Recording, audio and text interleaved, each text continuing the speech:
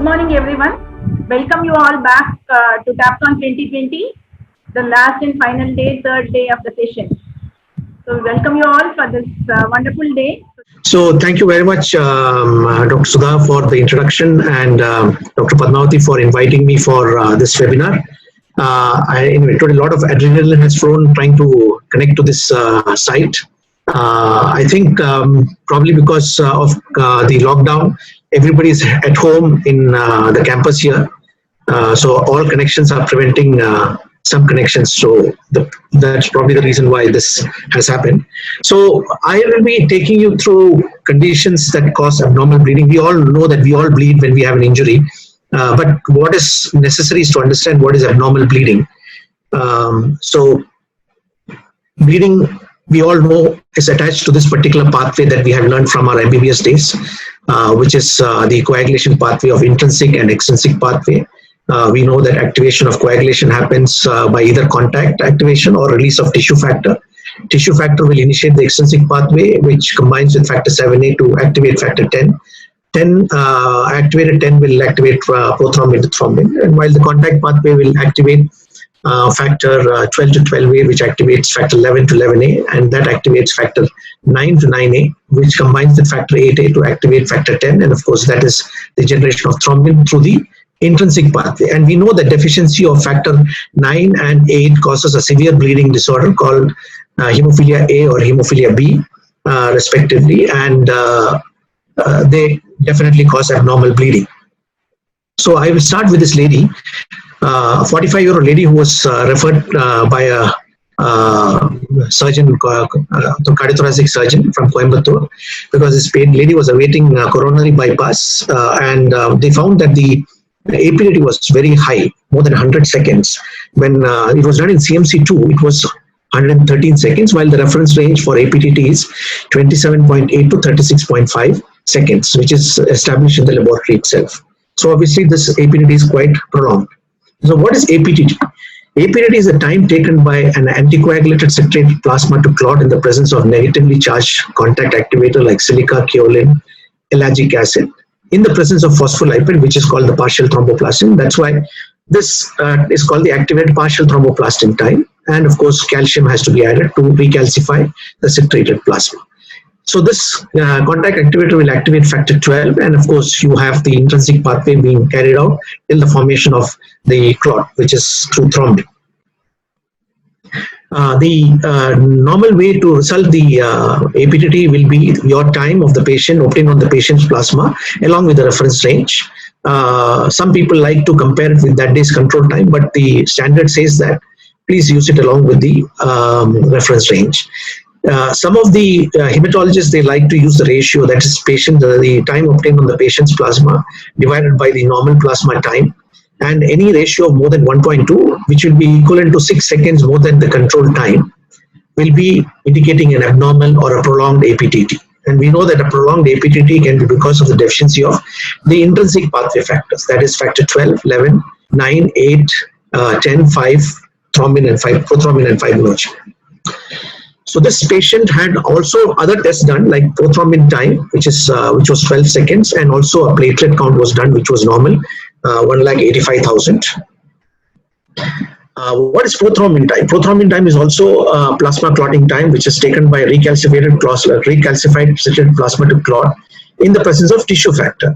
So tissue factor will activate the extrinsic pathway.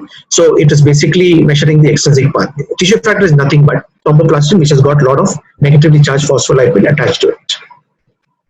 So what are the screening tests for hemostasis? There is platelet count, bleeding time, which is checking the plasma, the platelet activity or platelet function analysis, prothrombin time, which looks after the extrinsic pathway factors, activated partial thromboplastin time, which looks after the intrinsic pathway factors. So it covers fairly the entire area of coagulation.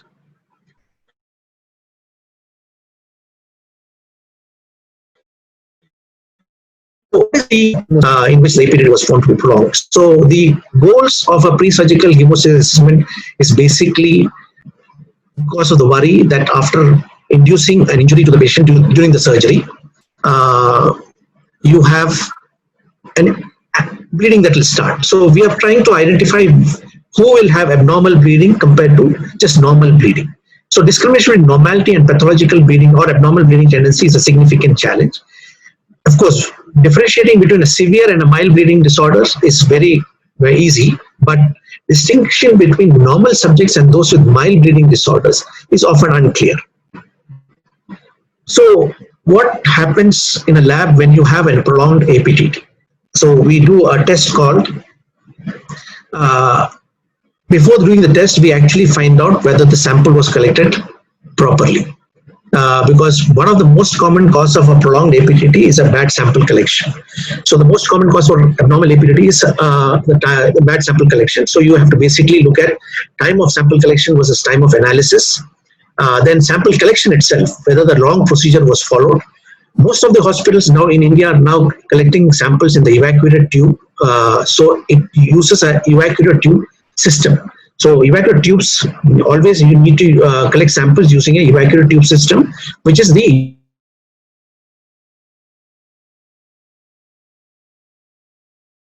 evacuated tube system's total collection, because the sample comes directly in touch with the anticoagulant as soon as it comes out of the vein. Most of the people tend to use syringe and needle method. Only problem is how do you transfer the blood in the syringe into the tubes? Most of the people open the caps of the evacuated tube, converting the evacuated tube system into normal tubes because the vacuum is gone, and then transfer the blood from the syringe into the tubes.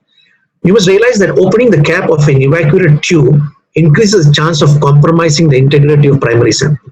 Never open the cap of the tube if you are using evacuated tube system. Of course, many people don't use evacuated tube system, but at that time they take that care of collecting the sample properly by transferring the sample from the syringe in the tube into the anticoagulant within 1 minute of the draw of the sample. So if you take that much care, no problem. But just because you have evacuated tube system doesn't give you the guarantee that opening the cap may give you a good sample. So so when we have an abnormal APTT, generally we call the system as the blood collecting system, maybe from the ward or from our own laboratory where the sample was collected properly.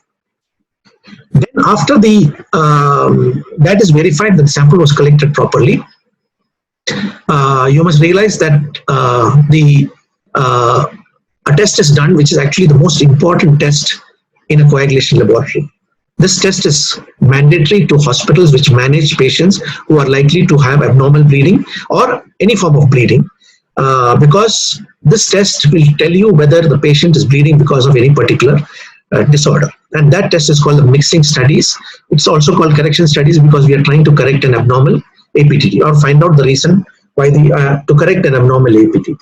So how is mixing studies done? It's basically very simple. You mix equal volumes of the plasma which gave the abnormal time with normal plasma. Ideally, we must use a control pool plasma where all factors will be in close to 100%. That means normal quantity. So that's why you pool some people's plasma, because some single plasma may not be, single normal plasma may not be the right one. So you pool some plasmas and then you call the control pool plasma. So you mix that with abnormal plasma in equal volumes and repeat the test which was abnormal. Like in this patient, the APTT was abnormal. The rationale of this test is that if the prolongation in time is due to deficiency of factor in the test plasma, the normal plasma will provide the deficient factor on mixing, and therefore it corrects the prolonged time. So it indicates that there was a deficiency of a factor. But if the prolongation in time is due to an inhibitor, like the patient may be on heparin or there may be an antibody to a factor, the normal plasma will also be inhibited and the prolonged time will remain prolonged. So correction of time which was abnormal in the patient plasma after mixing will indicate deficiency of factor, but no correction will indicate the patient has got an antibody to a factor or maybe on heparin. Most common cause of non-correction is heparin, lupus anticoagulant, factor inhibitors, and large amounts of FTPs and D-dimer. This correction study has direct interpretation to therapy. So just imagine if you have a patient who is bleeding in the theater, has a prolonged APTT. Correction of time by mixing studies will mean that with normal plasma means that if you supply the normal plasma to the patient, which contains a deficient factor, or transfuse FFP, the clotting defect which prolong the time will get corrected and the bleeding will stop. So that is the importance of mixing studies. Without mixing studies, you cannot transfuse anybody. Non-correction of time, which is important information, will tell you that there is no point in transfusing FFPs. Instead, identify what the cost could be and use safer products like heparin in the case, protamine in the case if it was heparin that was identified, and if it's an inhibitor, use other agents. So coming back to my patient who had an APD of 113 seconds, prothrombin time was normal, platelet count in the CBC was normal, bleeding time was normal. Mixing studies showed that the patient's with normal plasma showed complete correction of the prolonged APTT, which was 32.3 seconds, which now gives me an indication that this patient has got a factor deficiency. So which factor? Because PT was normal, we are looking at the factor in the APTT pathway. That is factor 12, 11, 9, 8.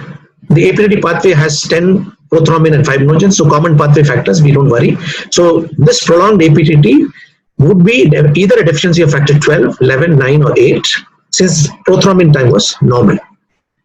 So I did an assay on this patient, all these factors, intrinsic pathway factors, and we found that the factor 8 was 283%, normal is 50 to 150, so it's quite high. Factor 9 was also high, 175 international units per deciliter or 175%. Factor 12 was also normal, 75%, but factor 11 was absent. It's less than 1%, so we have a severe deficiency of factor 11. So this patient in the old days would have been called as severe hemophilia C, because factor 11 deficiency was called as hemophilia C, but they also have a bleeding tendency.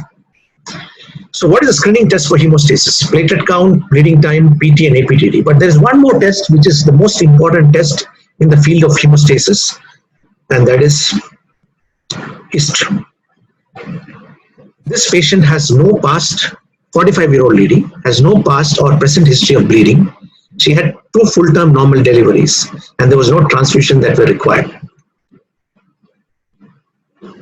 So we may think that the history taking must have been very poor, but nowadays there is a very objective way of taking history, which is called the bleeding assessment tool, whereby you have this questionnaire in which you have all the bleeding symptoms like epistaxis, bleeding from minor wounds, oral cavity bleeding, GI bleeding listed, and the severity, that is, whether it was just seen, whether it's the patient consulted a doctor because the bleeding was slightly more severe, or sometimes the bleeding was more severe and therefore it required any intervention by the clinician. And of course, the next severity is bleeding was so severe that blood transfusion was required. So all the bleeding symptoms are listed here, like menorrhagia, and of course hemarthrosis, CNS bleeding, and a score of 4 or more than 4 in an adult male, score of 6 or more than 6 in an adult female, especially those who have menorrhagia as a symptom, and 3 or more than 3 for a child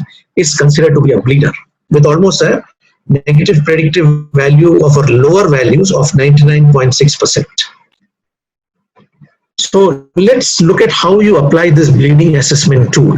So we have a 18-year-old female. I'll just highlight her symptoms.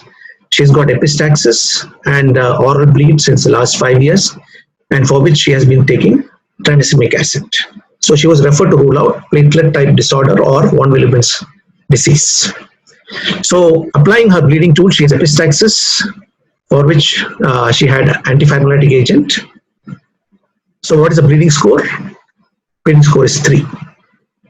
Is she a bleeder or not a bleeder? So you must remember that she's a adult female, 18 years old, and for an adult, a score of 4 or more than 4 is considered to be a bleeder. So this will be not a bleeder as per the bleeding assessment tool, but she was referred to the lab for identifying whether she has got mild von Willebrand's disease or platelet function disorders.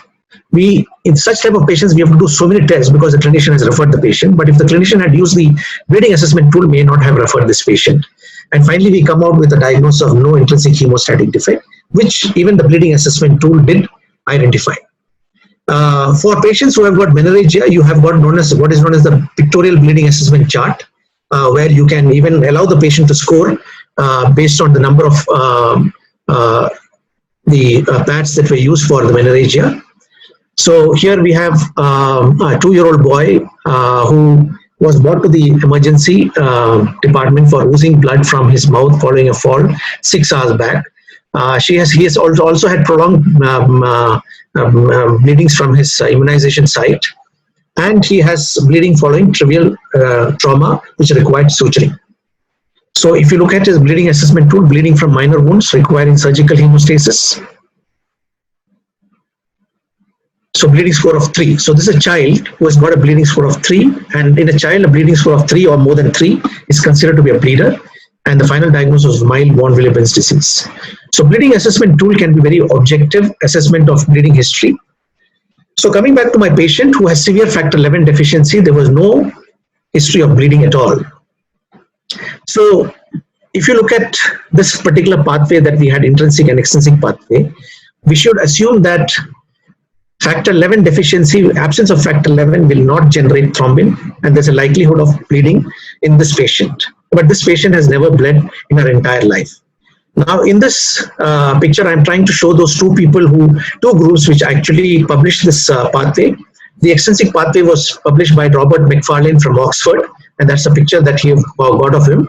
He got interested in the extrinsic pathway because his father died of a Russell's viper venom bite, and that we know that Russell's viper activates factor 10 to 10A, and that's how he got interested in the coagulation system, and he described the extrinsic pathway to us. For the intrinsic pathway, we have the picture here, which was described by the group from Oscar Ratnoff and Davy from Cleveland.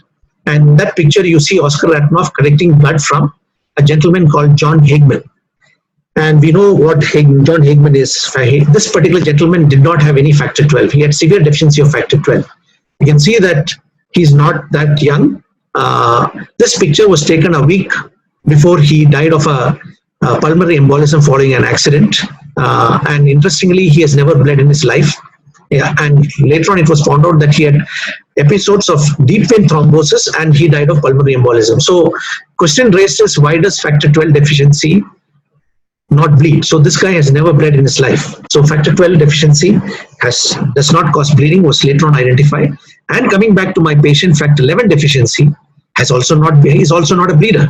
But we have also identified patients who have got factor 11 deficiency, may not be as severe as this lady, maybe 2%, maybe 5%, maybe 11%, who actually have bleeding symptoms. So factor 11 deficiency is known to cause variable symptoms, no bleeding to severe bleeding.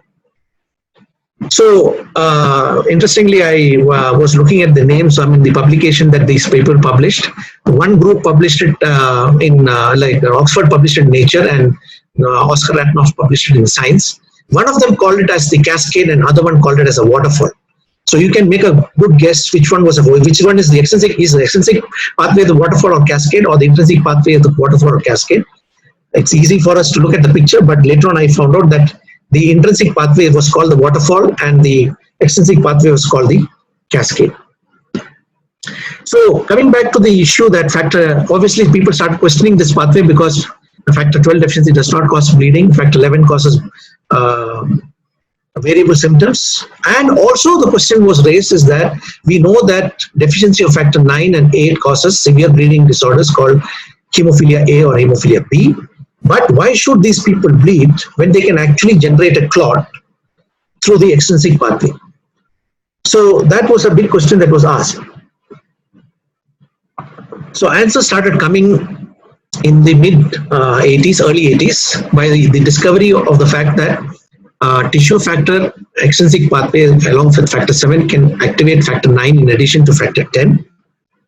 And a discovery of a very important protein called the tissue factor pathway inhibitor, which is TFPI.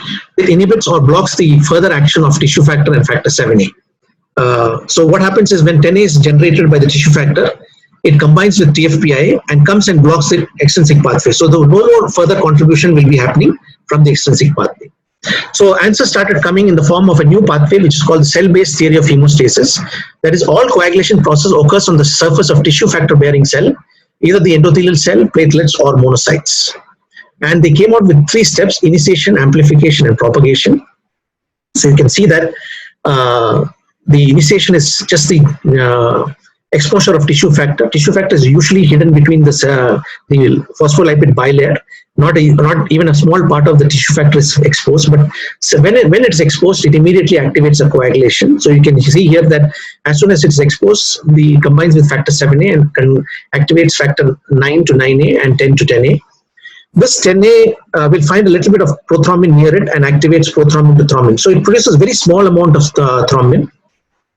This thrombin is of no use, but what this thrombin does is it actually initiates the amplification pathway by activating the platelets, and in the platelets it activates the factor 5 to 5A because platelet contains factor 5A. Factor 5. The platelets also contains von Willebrand's factor which carries the factor 8, so it activates factor 8 to 8A, and platelets contain a little amount of factor 9 and converts 9 to 9A. So this activated 5 and 5A allow the formation of two important complexes, which is called the tenase complex and the prothrombinase complex.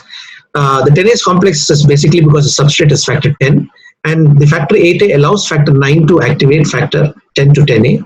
While the prothrombinase complex, the substrate is prothrombin, the enzyme is factor 10A, but factor 5A brings 10A close to factor 2, so that it allows the activation of factor 2 to 2A. At the end of this particular step, lot of thrombin is produced, almost 100,000 molecules of thrombin is produced. But just to make sure that it is 100,000 and not less, the system has created another step called the propagation. You remember the factor 11 that was activated by thrombin. That 11A will activate factor 9 to 9A, and then you have the tenase complex forming, the prothrombinase complex forming, and it produces some more thrombin. So this ensures that definitely more than 100,000 molecules of thrombin is produced. So now you can see that it's not very much different from the old pathway. The initiation is nothing but the old intrinsic pathway, but with factor 9 involved. Amplification, nothing but the old common pathway with additional participation from factor 9 and factor 5. And propagation is nothing but the old intrinsic pathway with no factor 12 at all. So the answer is no role for factor 12 in coagulation. And you can see the sheer importance of factor 9 and factor 8. Without factor 9 and factor 8, you will not get amplification at all. And that's why the patients bleed a lot. The cell surface helps localize the clot formation. And you can see that at the end of amplification, that is the amplification step, where 100,000 molecules of thrombin is produced. If it guarantees that 100,000 molecules are produced, what is the role for propagation? There is no role for propagation because all the molecules of thrombins are produced from the amplification step. So there is no role for propagation. If there is no role for propagation, and what is the enzyme in propagation? Factor 11A. So there is lesser role for factor 11A if amplification does all the job. So for completing the coagulation system, just imagine this is a blood vessel where all the coagulation factors are in circulation. They're all in the inactive form. So you can see the factor 8 being carried by von Willebrand's factor, and all these coagulation factors will be coming out through the injury site. Now, all we require is that something should hold these coagulation factors and platelets at the site of injury so that the coagulation can take. So something has to hold them, otherwise they'll be keeping on flowing out from the site of injury. So let's magnify this. So just imagine if it's arterial bleeding, all of them will fly out. So just to magnify this, there's a platelet which is being carried out by the flow of blood outside. Somebody should hold this platelet at the site of injury so that they can start clotting. And now, of course, the subendothelial collagen is also exposed, so something has to hold these platelets. And that is done by this large protein called von Willebrand's factor. It's a very large protein which is found circulating in the blood in coiled form. It needs to get activated, and what you see down is activation. It rolls out like a carpet when it sees exposed collagen. So what happens is in the coil, the inside part of the coil is actually the activated part of the active part of the von Willebrand's factor, which binds to platelets. Usually it is hidden in the coil. It cannot be exposed. And then A3 part, which is the outside part of von Willebrand's factor, has an affinity for collagen. So now you can see that when the collagen finds collagen, when the von Willebrand's factor finds collagen, the A3 part will start attaching to collagen one by one, allowing the von Willebrand's factor to roll out like a carpet and expose the active part, which binds the platelet. So now you can see that the platelets are being taken with the flow of blood. It suddenly finds something it likes, tries to bind, but every time it tries to bind, the flow of blood takes it away one by one. But every time it tries to bind, it develops resistance to the flow that finally it can have enough resistance to stop, resist the flow, and get activated in the process. So just imagine if the von Willebrand's factor was not long enough, by the time the platelet is able to develop resistance to the flow, it goes off and the bleeding will continue. So this happens in a very qualitative type of platelet von Willebrand's disease called type 2A, where there is absence of high molecular multimers. So you must remember that von Willebrand's factor will be only functional if the entire multimers are normally present and in normal form. So let's see, the platelets are able to resist the flow of blood, stop, get active,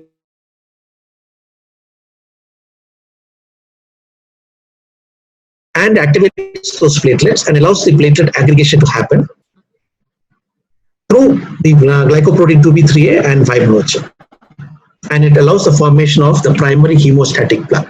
Now this primary hemostatic plug is not stable, so it requires stability, and that stability is a cemented stability is brought in from in the form of fibrinogen getting converted to fibrin. So coming back to my patient, no past or present history of bleeding.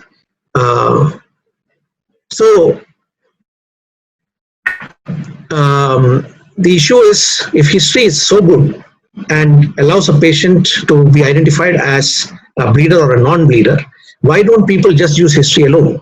So the issue again is inadequacy of history by a physician, but that can be overcome by using the bleeding assessment tool. Then of course the unreliable patient who is not able to give proper history, and sometimes even a poor person, a person who does not elicit history properly. And one of the most common history that is missed out is that there will be increase tooth extraction, bleeding from tooth extraction will usually be missed by the person taking history or even the historian. Tonsillectomy bleeding, because everybody thinks that anyway we bleed from, but abnormal bleeding is usually ignored. So this is a symptom that is usually missed. Then of course you must appreciate that there are certain disorders which can bleed only when the knife is put, like mild factor 11 deficiency or factor 7 deficiency, but these are all mild factor deficiencies. Then acquired disorders like acquired hemophilia A may not present till the surgery happens. So these things have to be appreciated. But the BAT usually overcomes all this, and if you can use a BAT and the short history BAT with a PT and APDT, which can identify the mild disorders as well as the acquired bleeding disorders like acquired hemophilia A, we can possibly identify patients who may have abnormal bleeding. So coming back to my patient, you see how much factor 8 she had, how much factor 9 she had. And now if you look at, apply these numbers to the pathway, the new pathway, you can see that her factor 8 and factor 9 was so high that she was producing not 100,000 molecules at the end of amplification, but almost 200 to 400,000 molecules of thrombin. She never required propagation. So her factor 11 was not required at all during her life. So, so what we did was, when we sent the patient back as a accountable hematologist, we decided that we have to write a report, not just factor 11 deficiency. We said that this patient will not bleed during surgery, and for that we did thrombin generation test, in which we found that patient produces large amounts of thrombin. And so that report was quite comprehensive, and we even said that the patient will not bleed during surgery. So after reading the report, you know what the surgeons did? They ordered 4 FFPs. So now, how did I get to know about it? Because the anesthetist for the surgery, who was actually trained here previously, she called from Coimbatore and said that should she transfuse the FFP before a particular test that they do called the activated clotting time, or should she transfuse the FFP and then do ACT, or do ACT, find the baseline and transfuse the FFP. So I said, why FFP? They have ordered the FFP. So I said that don't transfuse the FFP, just thaw it and keep it. The best judge of abnormal bleeding is the surgeon, and of course it's an experienced surgeon. If they say that the field is, if there is abnormal bleeding, they will tell you, then you can transfuse the FFP. So that, she called me later and said that the FFPs were discarded because it was not required. The surgeons were very happy with the field. So one thing I realized, that abnormal bleeding is identified when the abnormal bleeding is seen. But when we do the test, are we trying to identify those people who are potentially abnormal bleeders? I learned a lesson from this, is that the tests are done so that the surgeons can have a clear field. So it is for the clear field that we are doing the test, and not to identify a potential abnormal bleeder. abnormal bleeder will definitely have history. So one thing I realized that all these tests are done for identifying patients who will develop a clear field for the surgeon. Scenario, we have, I think I may have, how many more minutes, Dr. Sudha? Yes, sir, you have about 20 minutes. Is it okay? Thank you. Yeah, that's fine. Thank you very much. Okay, so I have got another patient here. This is a lady who had acute fatty liver of pregnancy. She was bleeding very severely with coagulopathy after delivery. She was given 8 red cells, 8 FFPs, 21 units of cryoprecipitate, 16 units of platelets, and 7 separate monitoring of PT, APTT, fibrinogen, hemoglobin, and platelet count. And finally, when you look at the results, now we can say that patient is no longer coagulopathic laboratory-wise, because the PT is 12.1, APTT is 28 seconds, fibrinogen is 155, the hemoglobin is 9.1, and platelet count was 65,000. So you can look at the results, very clear that none of them will cause abnormal bleeding, because platelet count of more than 50,000 definitely is not a bleeder. But why is she continuing to bleed despite all these test results being normal? So does clinical management create another acquired coagulopathy? I wouldn't say iatrogenic, but yes, there could be an acquired coagulopathy. And why are these tests not reflecting clinical bleeding? So we know that the PT and APTT, which represent the old extrinsic and intrinsic pathway, is not exactly representing the coagulation process. Then we also know that pregnancy is a totally different coagulation scenario compared to normal state. Pregnancy is a transient hypercoagulable state where all procoagulant factors, especially fibrinogen, von Willebrand's factor, and factor VIII are very high. Some of the natural anticoagulants are low. There is increase in fibrinolysis. And what are these changes for? Are they to protect the baby or to protect the lady? I mean, the lady. Yes, it is to protect the lady. Because during normal delivery, there's a huge risk of hemorrhage, because you must remember, from between the placenta removal and the tone coming back, we have a large raw area, which can bleed like anything. So this coagulation factors are basically developed, are very high to stop the bleeding when the tone comes back. So of course, obstetric hemorrhage has different etiologies. Most common cause of obstetric hemorrhage is uterine atony, the tone not coming back. And of course, a little bit of few cases of some trauma in the tract, which may not be seen obviously. So these are the most common cause of obstetric hemorrhage. Of course, DIC and all those things are very rare. So what is postpartum hemorrhage? 500 ml of blood loss within 24 hours of vaginal delivery, or 1,000 ml of blood loss within 24 hours of cesarean. Of course, we must also know that blood loss assessment should be very objective and not just seeing the drain and getting alarmed. Some way you can look at hemoglobin concentration drop of 4 grams can be an indicator of this blood loss. Of course, massive PPH is when the blood loss is more than 2.5 liters.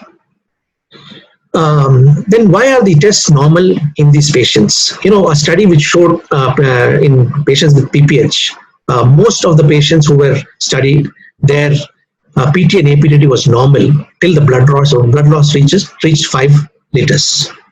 So PT and APTT is not an indicator of a coagulopathy in a patient who has got PPH.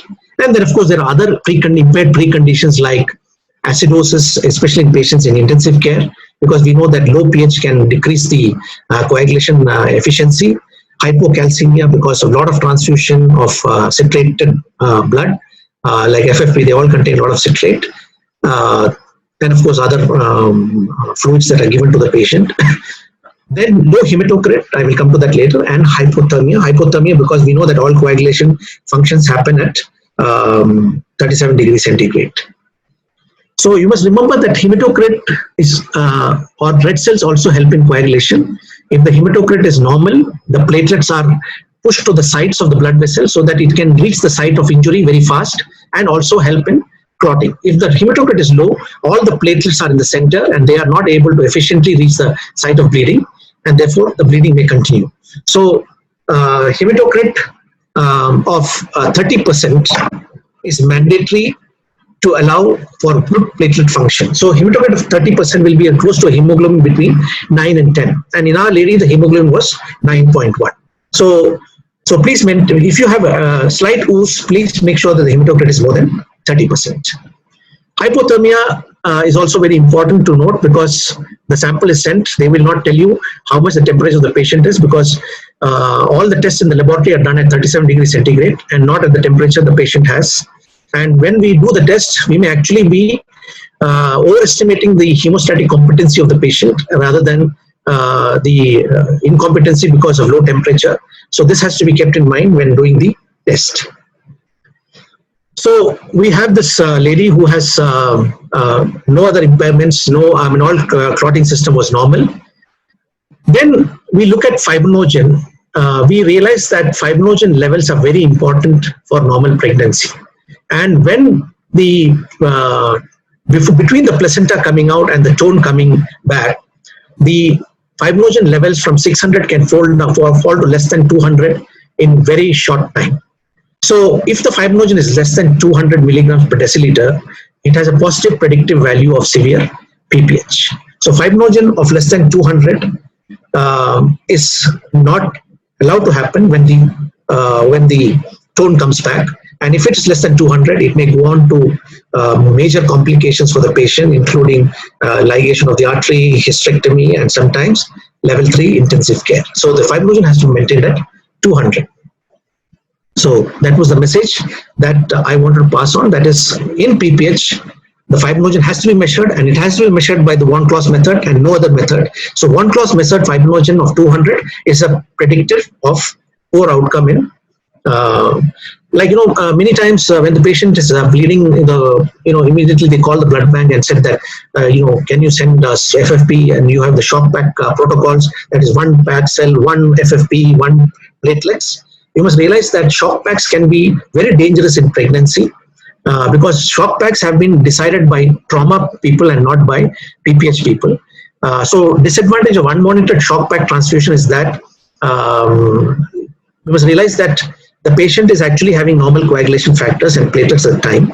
When you transfuse this, you may be diluting out the coagulation factors. So you must realize that a lady who is pregnant, she may be having a fibrinogen of 500, 400, 300, and when you transfuse FFP where fibrinogen is 150, you may be diluting the fibrinogen off. So finally, we realized that this lady's fibrinogen was 155. We gave her a full dose of cryoprecipitate, and she never bled again. So you must realize that guidelines have to be understood properly, and unnecessary transfusion should be avoided, and proper measurement of coagulation has to be undertaken. So transfuse to correct only when an abnormal bleeding is evidenced, easy in facility which have blood and blood products with inside. Good to know what is to correct because you have 4 choices only: red cells, FFPs, platelets, and cryos. We must realize that hemosense changes in liver disease actually tilt towards hypercoagulable state, but all measuring systems will show that patient is hypocoagulable. So that also has to be appreciated. Products, especially FFP, will have lesser factors than the patient. So the risk of diluting the hemostatic potential of the patient or dilution coagulopathy is a possibility. So most common cause of unmonitored transfusion of shock packs is a bad outcome for postpartum hemorrhage. So there will be some other patient factors which I want to bring to your attention. I have a small anticoagulation follow-up on some patients. So this is a patient who is in Darjeeling. Poor lady has to come down to Siliguri to do her anticoagulation tests for INR because she's on warfarin. And after the results, she sends me her results, and I advise her whether to continue on the same dose or not. So this mail came from her, and that is today her INR is 4.42. Because she has got double valve, her target INR is between 2.5 to 3.5, so this is slightly high, and she was taking 2 milligrams. So I immediately wrote to her that it's a bit high. Have you been well? Are you taking any antibiotics?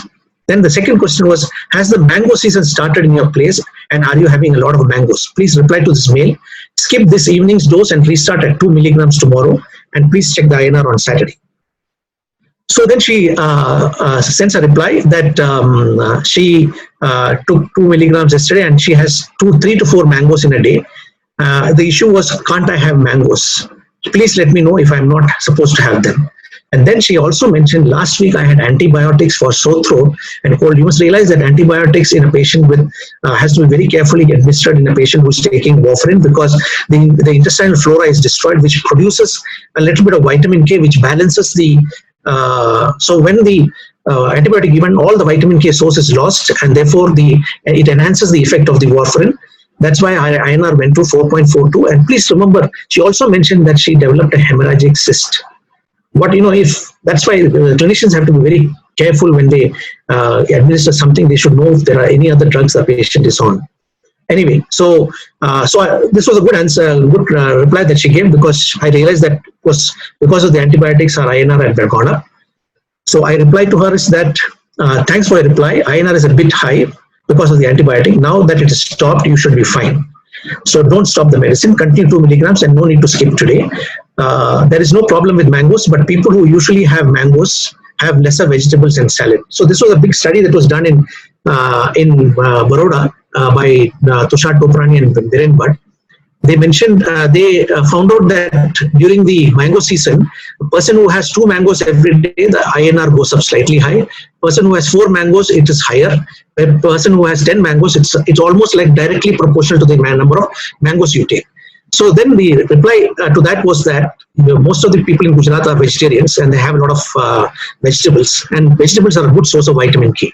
So when you have mangoes, you have lesser vegetables because the space of vegetables are taken up by the mangoes. So please don't compromise on the vegetable intake. So you can have as many mangoes as you want, but do not have lesser vegetables and salads as you were having before. So that was a very interesting episode. So patient factors are very important to identify abnormal bleeding. So my final statement is hemostasis equals love. Everyone talks about it, but nobody understands it. Thank you very much. Thank you, everyone. And at the outset, I would like to thank the TAPCON 2020 organizing committee, as well as Mindray, for giving me this opportunity to share my thoughts about cytomorphometry and platelet counting. I know I am the only hindrance between the lunch and the activity, but I would also request to people that in case they would like to have a lunch along with it, that would be wonderful. It's not nice not to have lunch and keep listening to something when you are, empty stomach. Anyway, so my talk is designed on cytomorphometry in platelet disorders. This is the place where I work. This is BLK Super Speciality Hospital, New Delhi. And I bring you warm regards from my department, that is the Department of Hematology, which works in this hospital. Now, without much ado, I would like to go ahead with a few questions. What I'm sure all of you would be facing these kind of questions and clinical scenarios in your daily practice. The first one, 7-year-old girl with PTK, who visited otherwise asymptomatic, a 12-year-old boy with asymptomatic thrombocytopenia, tested somewhere else and came to our hospital. 24-year-old lady with low platelet count was having some menorrhagia symptoms. A 44-year-old man with a platelet count which was given as 4+ on the analyzer and 3+ on the analyzer, and one didn't know what to go ahead and do with it. And a 65-year-old man with variable platelet counts, trying to go and reach any of these places just to get the right platelet counts. 60-year-old post-stem cell transplant, again an unreliable count, and I'm sure all of you would be actually understanding what are the various kinds of scenarios in all of them. Just to give you an example, this is where the scenarios were. So you had the first case, which was an ITP, and the second case, which was a pseudothrombocytopenia, a third case, which was a systemic lupus erythematosus, a fourth case, which was essential thrombocythemia, the other case, which was myelodysplastic syndrome, and lastly, the case where the sample was being taken from the IV lines repeatedly, and that was giving you a wrong count, which was basically a pre-analytical error. So you can yourself imagine the kind of platelets which start getting problems, and you start getting issues with all of these cases. Just to understand how the platelets function in an individual, and I'm sure a lot of you would already know about it, but for the benefit of the postgraduates who will be participating in today's seminar, we all know that the platelet is manufactured within the bone marrow, and in the bone marrow you have this largest cell, which is the megakaryocyte, and from the megakaryocyte obviously you have these larger pseudopodia like stuff which comes out, and these are called your proplatelets, and the proplatelets eventually release these smaller particles in the sinusoids, and this is how the megakaryocyte generally gets, you know, incorporated into the sinusoid, and from the sinusoid, from this megakaryocyte, these small little particles get into the sinusoid and get into the circulation. So this is how the platelets are generally seen over there. Now, why do we talk about platelets so much? Why are we so concerned about platelets? Is because a lot of people think just taking a transfusion would be like so simple, but I'm sure people who are actually with transfusion medicine and a lot of other people who have understood the implications of transfusion would understand and realize that there will be people who will have antibody development, which could be both HLA antibody as well as non-HLA antibody. You could also have platelet-specific antibodies. There could be transfusion-transmitted infections, which one could get, including bacterial infections, and of course the allergic reactions, which can happen to many individuals, you know, in such cases. So, therefore, transfusion of platelets is best avoided. Now let's look at platelets in general. Platelet counting, you know, if you look at the platelet disorders in general, you can primarily classify them between congenital and acquired, and within the congenital and acquired compartments, based on the numbers in the function, you can classify them as quantitative and qualitative.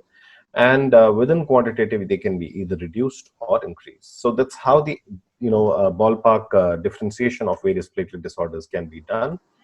If you look at the quantitative thrombocytopenia, quantitative defect, and that too a thrombocytopenia, it is primarily either decreased marrow production of the platelets, or you can have splenic sequestration where there is increased destruction or accelerated destruction, which happens in, say, for instance, hemolytic uremic syndrome or some other viral infections like dengue, etc., or even bacterial infections. So I'm not sure how many of you would know this. The history of platelet counting dates back to early 1900s, and this is the man who actually gave us this information. If you look at this particular picture, the guy is an Italian pathologist. One second. Yeah. So his name is Aurelio Bizzero. He's an Italian pathologist, and he's the one who actually first described the platelets as distinct corpuscles and gave us the concept of counting the platelets, and also told us about the role in coagulation and thrombosis. Now, when we try to count the platelets, historically, the platelet counting falls into two major groups. If you call them, if we look at the groups, one is the direct method by hemocytometry, which is a lot of them, and then microscopy, and indirect methods wherein the platelets are counted in proportion to the red cells, and this can happen on a smear, and it can also happen in the analyzer, and we'll see it in my subsequent slides. Previously, when we would do platelet counting, there would be what we called semi-automated methods of counting, and it was like not really the true platelet counts, because they would always try to do platelet counts on a platelet-rich plasma, and obviously the reference ranges would be different. But if you look at the fully automated methods today, you just take the platelet sample and you just run it through the analyzer, and you are able to actually get the platelet counts at the drop of the hat. Now, till in fact 2001, and from 1998, the International Council for Standardization and Hematology gave platelet counting basis on a manual phase contrast microscopy, and this remained in picture for a very, very long time. However, it was soon realized that this has its own fallacies and therefore is not a reliable methodology of counting. And in 2001, the International Council for Standardization in Hematology has changed it from the manual counting on a Newbar's chamber to a flow cytometric platelet counting method using the RBC platelet ratio. And in this, two antibodies which are predominantly used are CD41 and 61 to identify the platelets in reference to the red blood cell counts. So this is from one of the articles that I have taken from Carol Briggs, where it's shown on a flow cytometric platform that you take the platelets are the ones which are showing either 61 or 41, and the RBCs which are either expressing glycophorin or 71A, or you're taking them on a forward scatter using the cell size, and basis that you're then counting the platelets vis-a-vis the RBCs. You are expected to avoid the platelet RBC coincidences which can happen in flow cytometry, and then basis this you give it basis on a formula. Now, when we look at platelet counting today, there are many automated platelet counting methodologies, which are based, a lot of them are based on impedance. Some of them are based on optical methodologies. Some of them are also based on impedance optical methodologies, and a lot of them talk about immunological methodologies as well. I will not get into details of all of them, but we need to remember that the counting platelets today is become much better than what we were, but the quest is still ongoing.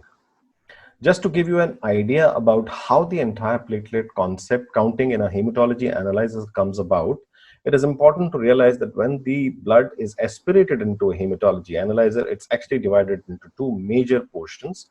One which goes into the RBC platelet channel and the other one which goes into the WBC channel. We'll not get into the WBC part of it, but let's remember that it goes into the RBC channel, and from the RBC channel, you are actually able to pick up your hemoglobin, you lyse the red cells, and then you start counting the platelets as well. And you are also able to take various other platelet parameters, which include the platelet set pulses as well as the red pulses. And basis that, you're able to give your impedance-based counting. Of course, it's the same process which is then followed, and it's taken into what is called the optical or the fluorescence channel. And from there, you're getting other parameters as well. Now, why are we so much concerned about RBC and platelet count together is because if you remember, they are all coming together from the RBC and the platelet channel. And because they're coming together, they have a problem of affecting each other. The reason is that their counting is in the impedance channel is primarily based on the cell size. So it doesn't really know that it's a platelet or it's an RBC. It only arbitrarily distinguishes between them basis the size of the cell. Now, where is the problem? The problem is that when you have a platelet count, it is in thousands and lakhs, whereas the RBC count is in millions. It's equivalent to something like a bucket of water going into a sea versus a sea going into a bucket of water. So obviously, the RBC counts, when they are much higher and they are also smaller in size, like for instance in fragmented RBCs or severely hypochromic microcytes, they are more likely to affect your platelet count than vice versa, because again, the counts are much lesser compared to the RBC count. And that's what is very, very important to be kept in mind when you're looking at hematology analyzers. So this is where the issue with the impedance platelet counting starts. You have the RBCs, which can interfere in the platelet, and the platelets, of course, can also interfere in the RBC area. So therefore, whenever you will have large platelets or platelet clumps, they will come into this area and give you problems while counting. And that's what the analyzer is able to pick them out as well. So to take care of this, you have what is called the optical or the fluorescence platelet counting, and we will see how all those parameters will give you some information subsequently as we go through the slides. Now, platelet counting, if we look at it, it's a man versus a machine kind of a concept, and I would really want to remove the term versus, because it's man who's getting assisted by the machine. Sorry. So if you look at it, you have the impedance counting, which was based on these different analyzers. Of course, you also have optical methodologies, and now majority of the analyzers, including the analyzers from Mindray, include the impedance and the optics together. But for the morphologist and me and many others who might be attending this particular meeting, we would still prefer to use a peripheral smear on a microscope and give the platelet counting, with a lot of issues which are there with counting on the peripheral smears. So now if we look at the platelet parameters which are coming out from various analyzers, they are very useful parameters which are coming from the analyzers, and these platelet parameters are actually extremely useful in differentiating various types of diseases. One of the very important parameters which a lot of us primarily ignore is the mean platelet volume. And if you look at various disease states where mean platelet volume is associated with various disease states, there are numerous publications to this effect. And if you see, it's the most common ones which are involved is the cardiac ailment as well as the neurological ailment. So whenever you have thrombosis or thrombotic episodes which are leading to, say, myocardial infarctions, anginas, as well as the ones which are affecting the brain, like the strokes, platelets do have a very important role. And for those of you who would have attended Dr. Nair's presentation, you would have realized platelet happens to be one of the most pivotal cells in the entire coagulation cascade. We also need to remember that mean platelet volume, the moment the mean platelet volume decreases, that also starts giving you some information with respect to the disease state that you might be dealing with. Of course, there is a plethora of investigations, which is a plethora of, sorry, not the investigations, but the publications which are there in literature, which talks about how the mean platelet volume is associated with various disease states. I will not really advocate that that's really true or not true, but what I would definitely say is that there are conditions where MPV becomes an important risk factor, and that includes the arterial thrombosis, the acute myocardial infarction, diabetics with all these high risk possibilities of having MI or arterial thrombosis, and of course the venous thromboembolism. Now, perhaps one of the most important and the most interesting examples where the mean platelet volume plays an extremely important role, and if we would not really have the analyzer in front of us to give us the mean platelet volume, it might be very difficult for us to actually calculate the mean platelet volume, which is so low. So you have this child which has got this eczematous rash, the rash on the back, as well as these small little tiny platelets which are there on the platelet, on the smear. And this is a typical case of what is called the Wiskott-Aldrich syndrome, or the WAS. And it is one of the indications where mean platelet volume plays an extremely important role for detection. So if you look at mean platelet volume in various other disease states, for example, one of the diseases which we grapple with almost every year is dengue. And there is this study which has come out from Tamil Nadu itself. I'm sorry, I don't remember the author here, but the mean platelet volume has been taken as one of the important parameters to determine how dengue would behave. So if you have a high mean platelet volume and it's stable platelet counts, it indicates recovery from the disease and no transfusions is required. Whereas if you have a high mean platelet volume and falling platelets, it indicates active disease, and therefore in such cases transfusions might be needed. Again, when you have a low mean platelet volume with a low platelet count, it also indicates hemorrhagic tendency and therefore a possible need for platelet transfusion. So when we look at this entire scenario, mean platelet volume has a very significant role to play, and one should keep that in mind. You would also need to remember that mean platelet volume has many influencing factors on itself. So it includes lots of genetic variations, age, of course, the gender also, race. All these have a very important role to play. But remember, it's also a very important inflammatory marker, and therefore many other parameters might affect it as well, and also the hormones, etc. The other interesting parameter which a lot of people talk about is the immature platelet fraction. And in fact, it had become such a big rage with many hospitals and many scientists and many pathologists, in fact, wanting to take the credit of discovering this new interesting parameter. Some of them did do that as well. However, I'm sure you've heard Dr. Nair in the morning also, but whenever you ask him about immature platelet fraction, the only answer you get is there's nothing immature about immature platelet fraction. And why does he say so is primarily for the simple fact, because it's absolutely elementary. If you see that your immature platelet will be actually proplatelets, and they will be platelets like the ones which you're seeing here, which are more like pseudopods. However, what we are talking about in immature platelet fraction is a larger platelet, which actually is an relatively what is called a proplatelet, which is not really a proplatelet, the true immature platelet. Anyway, without getting into controversy of whether the immature platelet is immature or not really immature, what we need to remember is immature platelet fraction is here to stay, and it has got many utilities.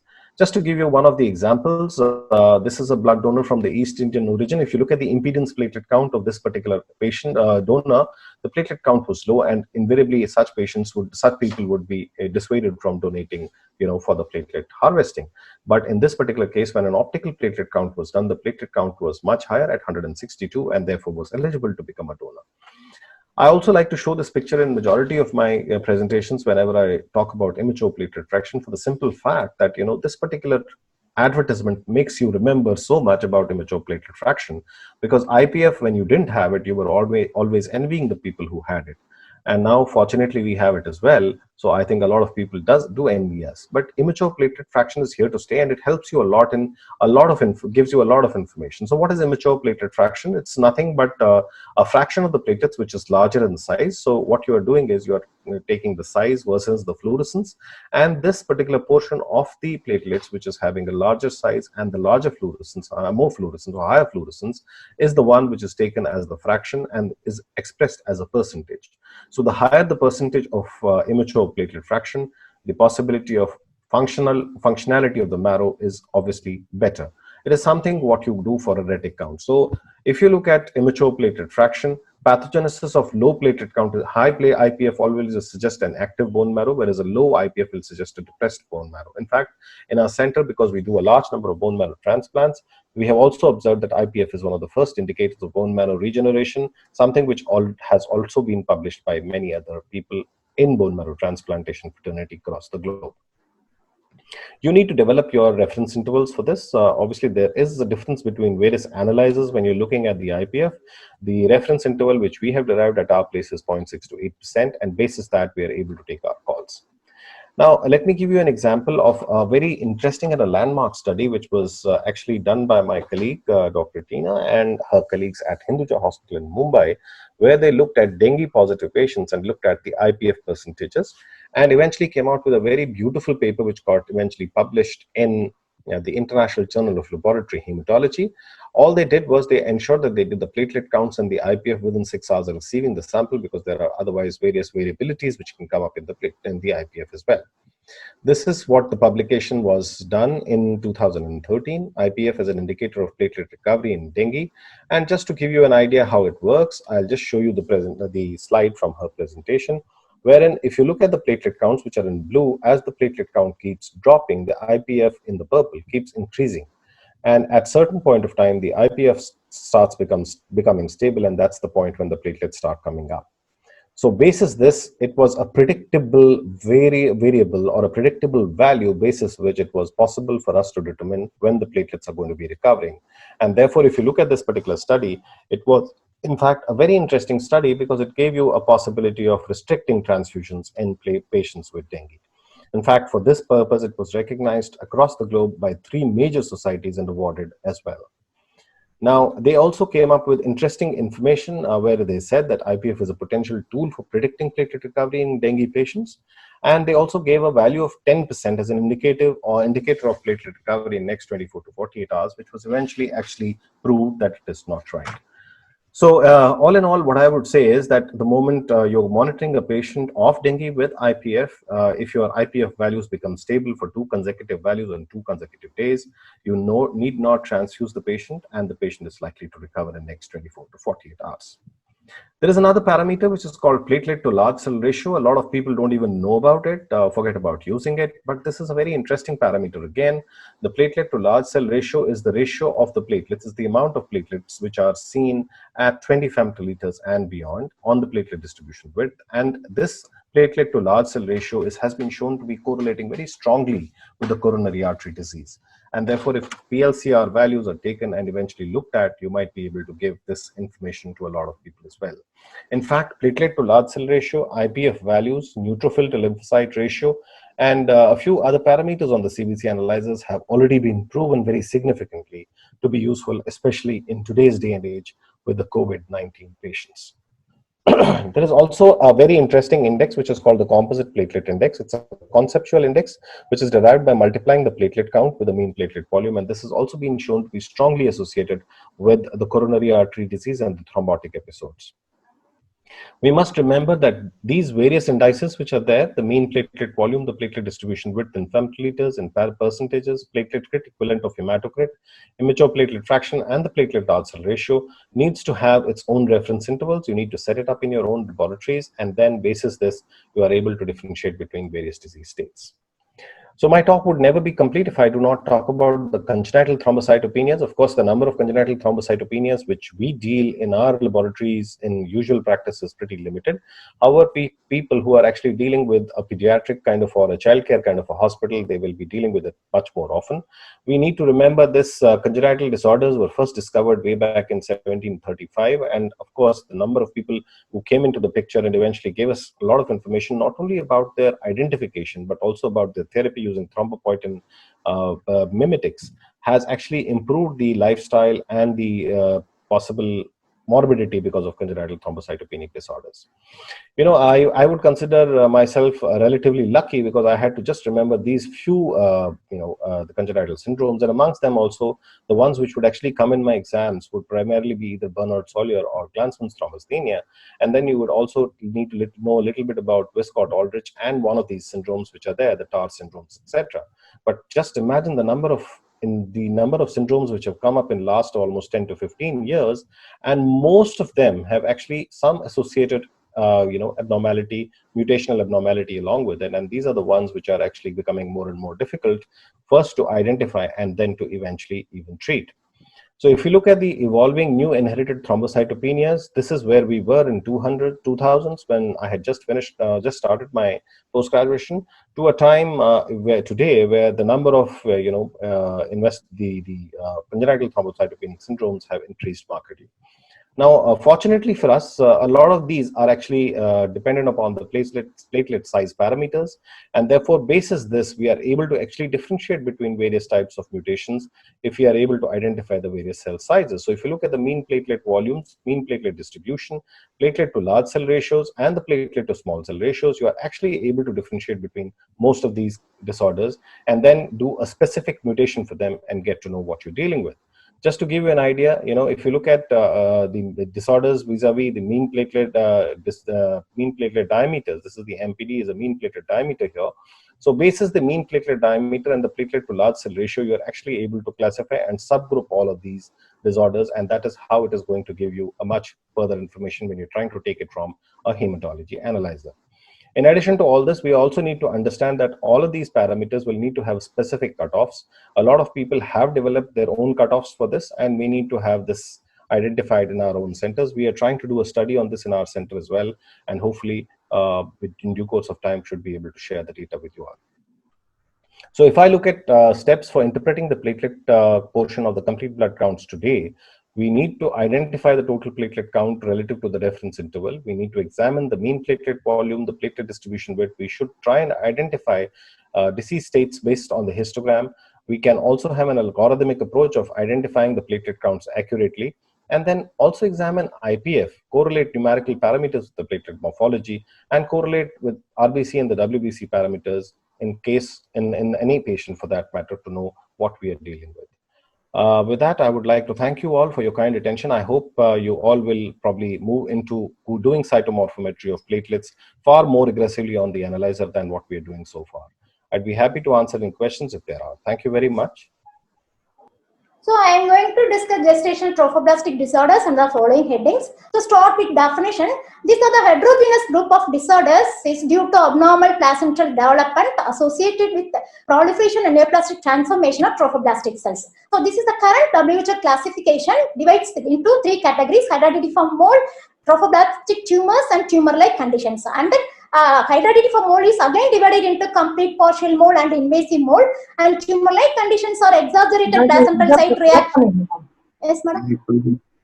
Exaggerated placental site reaction and placental site nodule. Trophoblastic tumors are gestational choriocarcinoma, placental site trophoblastic tumor (PSTT), and epithelial trophoblastic tumor. So we'll start with the histology of trophoblast before going to case discussion. So what is trophoblast? These are the epithelial component of the placenta lining the villi. So this is the morphology of trophoblast. This is the villi lined by cytotrophoblast inner layer, and these cytotrophoblast fuse to form sensitive trophoblast at the surface of the villi. So these cytotrophoblast migrate, proliferate, and differentiate into intermediate trophoblast at extravillar spaces.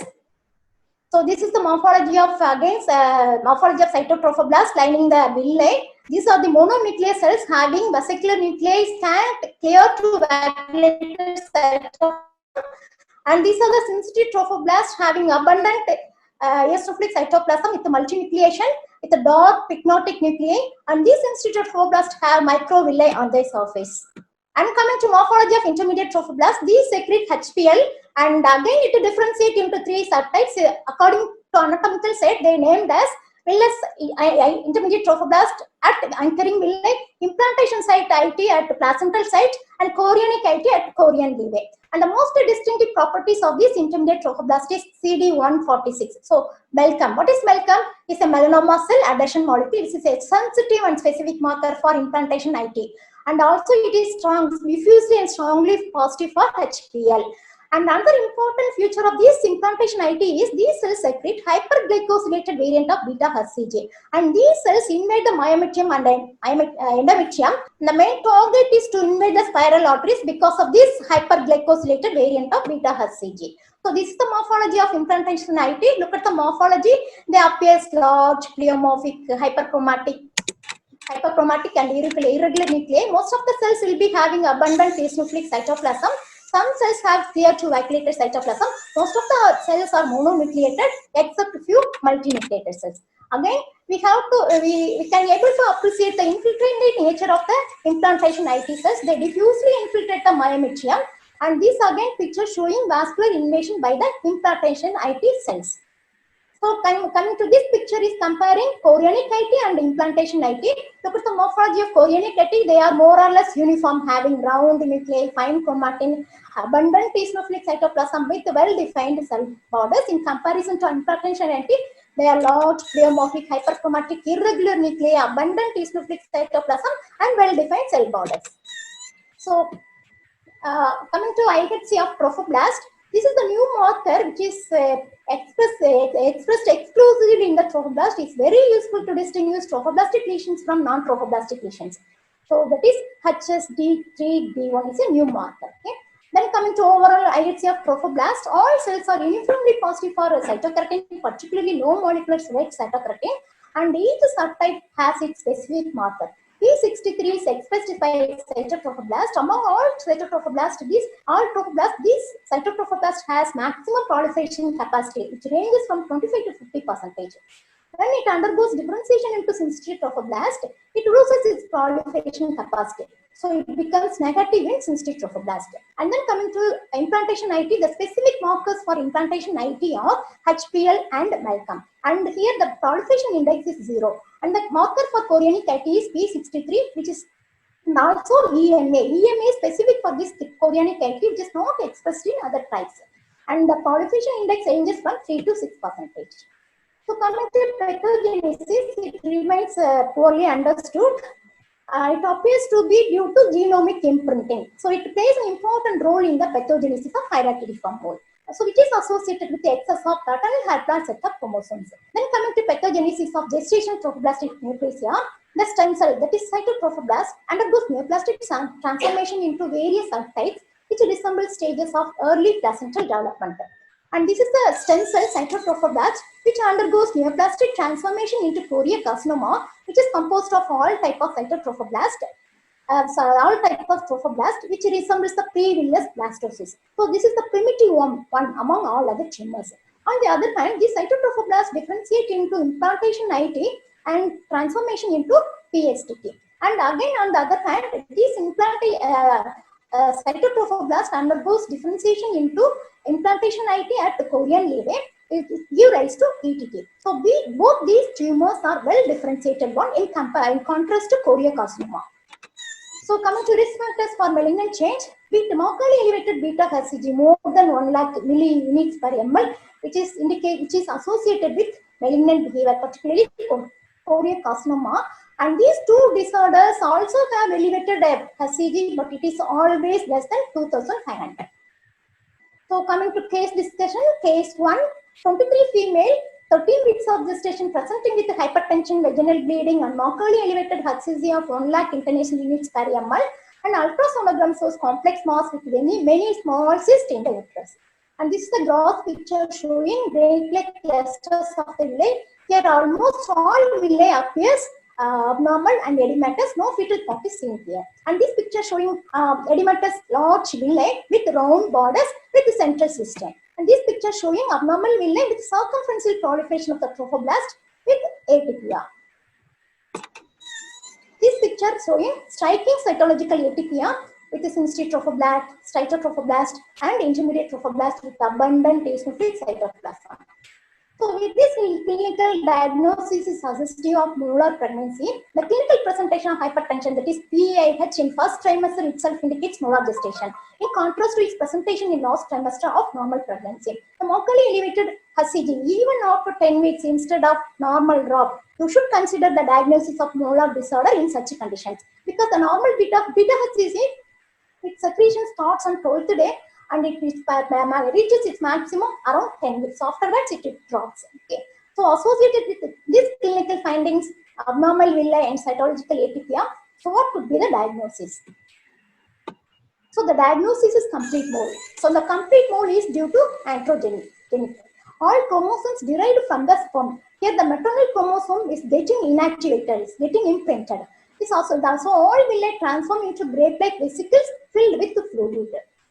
So again, this picture showing all villi appears abnormal and abnormal villi with round borders showing circumferential proliferation of trophoblast with atypia. Again showing cytological atypia composed of the sensitive trophoblast with multinucleation, cytotrophoblast, and intermediate trophoblast with abundant eosinophilic cytoplasm. This picture again showing cytological atypia. So that's all about complete mole. Then histopathological diagnosis of molar pregnancy remains problematic, especially in early gestational age, because complete mole and partial mole are similar in morphology. They may have morphological overlap with each other because of underdeveloped villi. Villi may be absent, villi may not be evident, and trophoblastic proliferation is also mild and focal. But recognition of this early complete mole is very important because it is associated with a higher incidence of persistent GTD and carcinoma. Little slowly. Okay, madam. P57 is very helpful in such conditions. So, what is the early complete mole? In which the typical morphological features of complete mole is absent before 12 weeks. So, villi may not be evident both gross and microscopy, but always trophoblastic proliferation will be seen, but it is mild and focal. So, we have to recognize the early complete mole. There are certain features which is helpful in diagnosis of this early complete mole is polypodal bulbous terminal villi with stromal changes like hypercellularity, myxoid change, stromal karyorrhexis, and apoptosis. Again, P57 is very helpful. So, what is P57? It's a cyclin digmertan kinase inhibitor. It is expressed only by the maternal navi and it is a strongly paternally imprinted gene. It is useful to identify complete mole by lack of its expression. Okay? So, this is the picture of early complete mole showing bulbous projection of the villi with stromal changes like increased cellularity, myxoid stroma, karyorrhexis, and apoptosis with the circumferential proliferation of trophoblast with atypia. Again, this picture showing bulbous projection of the villi with hypercellularity and circumferential proliferation of the trophoblast. So, coming to DD for complete mole. So, this picture for comparison of normal villi and gestational molar disorder. Look at here. All villi appears normal. Here there is no trophoblastic proliferation and atypia. And this picture showing small normal villi and large abnormal villi biphasic population with focal trophoblastic proliferation. Okay. This picture again the DD is partial mole. How to differentiate? This picture having my biphasic population of small and large villi. Again, this picture showing villi with irregular and scalloping borders, which is characteristic of partial mole, and again it shows trophoblastic proliferation focal only. Again, this picture showing irregular and scalloping of villi with trophoblastic invagination. That trophoblastic inclusion into the stroma is characteristic of partial mole in contrast to complete mole. Complete mole have round villi. So again, this picture for comparison of complete and partial mole, here all villi appears abnormal. There is no fetal part. Here fetal part with placenta having normal and abnormal villi. Here this complete mole shows abnormal villi with round borders, circumferential proliferation with atypia. In contrast to partial mole with irregular and scalloping of the villi with focal trophoblastic proliferation. So there are other disorders also have abnormal villus morphology. They are hydropic abortus and early non-molar pregnancy. But this hydropic abortus is in this condition there is no trophoblastic proliferation, and it is often associated with the early demise of the embryo. But this early non-molar pregnancy is characterized by polar distribution of the trophoblast with no atypia and cistern in contrast to complete mole. So this picture showing polar distribution of the trophoblast in contrast to complete mole. This is a case of early non-molar pregnancy. And this picture shows hydropic abortus with large edematous villi with increased vascularity, and here there is no trophoblastic proliferation and atypia in contrast to complete mole. So these disorders also having abnormal trophoblastic proliferation with atypia. We have to differentiate from complete mole because the prognosis and course of the disease varies. So sometimes complete mole also have extensive proliferation with marked cytological atypia mimicking carcinoma. So how to differentiate? How to take thorough sampling? How to take extensive sampling to look for the areas of necrosis hemorrhage and invasion, which is characteristic of choriocarcinoma, but it is lacking in complete mold. And these two disorders also show atypical proliferation, but they are characterized by proliferation of intermediate trophoblast rather than syncytial and cytotrophoblast. Then coming to IHC of molar distation, P57 is particularly very useful to differentiate complete from partial mold. This P57 is a maternally derived one, which is negative in this complete paternal origin. Whereas in partial mold, it is diffusely positive. So that's all about molar gestation. Then coming to case 2, 28 years female with abnormal vaginal bleeding, had previous history of missed abortion 2 years back, and her beta HCG is normal, for which endometrial curettage was done. Okay. This picture showing endometrium with a circumscribed nodule in which the tumor cells are embedded in a eosinophilic hyaline matrix. So again, we can able to appreciate extensive hyaline matrix, and this picture showing extensive hyaline matrix with the tumor cells surrounding the matrix. So look at the morphology of the tumor cells. They appear uniform, having round nuclei, fine chromatin, abundant eosinophilic cytoplasm, and well-defined cell borders. So this cell morphology is resembling chorionic IT morphology. So with this normal history of normal serum HCG, circumscription, chorionic IT features, bland cytology, lack of necrosis and atypia, it is considered as benign trophoblastic tumor of chorionic IT origin. So what could be the diagnosis? So the diagnosis is placental site nodules. What is placental site nodule? It is an uninvoluted placental site from the remote gestation in the uterus. Most of the time it is seen as an incidental finding in the uterine or endocervical curettings. The size ranges from 1 to 14 millimeter. They are macroscopic in size, and they are characterized by well circumscribed nodular aggregates of chorionic IT in a hyalinized stroma. Again, these pictures shows well circumscribed nodule composed of eosinophilic matrix within the center, surrounded by tumor cells at the periphery. Again, look at the morphology. They are small cells having abundant eosinophilic cytoplasm and well-defined cell borders, resembling chorionic IT morphology. Pleomorphism is very mild only. So mitotic figures are absent or rare, and proliferation index in this case will be low, less than 8%. And the cause of the PSN is because of its microscopic in size, circumscription, it is completely removed by the curettage. So after curettage, there is no chance for recurrence and progression, and no specific treatment and follow-up is needed. So DD for this tumor is the other tumor with the same origin from chorionic IT. So what is the DD and how to differentiate from each other? Let us see later. Then coming to case 3, so 53-year-old woman with a gestational event 25 years prior, abnormal vaginal bleeding, and her beta HCG is 1900. So her beta HCG is less than 2500. And this 25 years prior is a long-term history indicates it's a slow-growing tumor. So this picture showing large hemorrhagic circumscribed nodules in the endocervix. Okay? And this morphology showing cords and nest and solid masses of tumor cells surrounded by geographic necrosis with extensive calcification. This picture showing necrosis. Look at the morphology.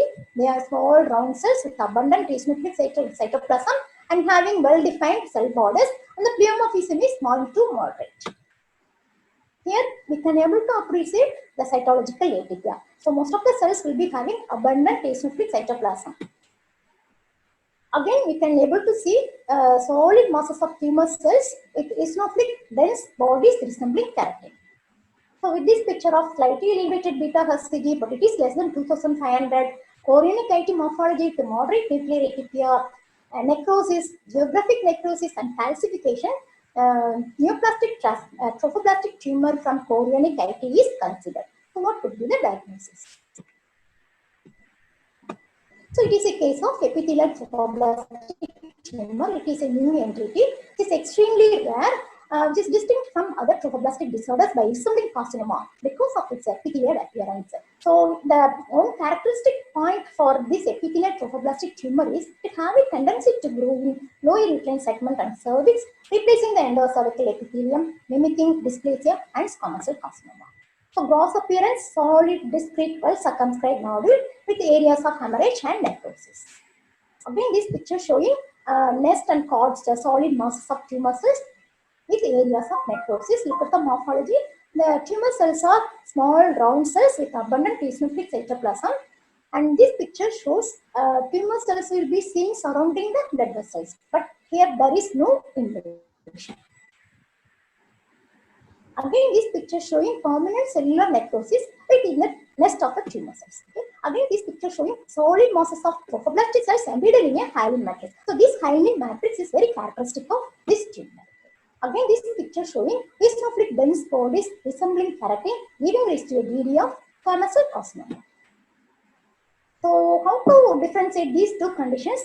Both have similar origin, same cell of origin, chorionic origin, both have same morphology and same hydroxy, except a few points. So, how to differentiate from each other?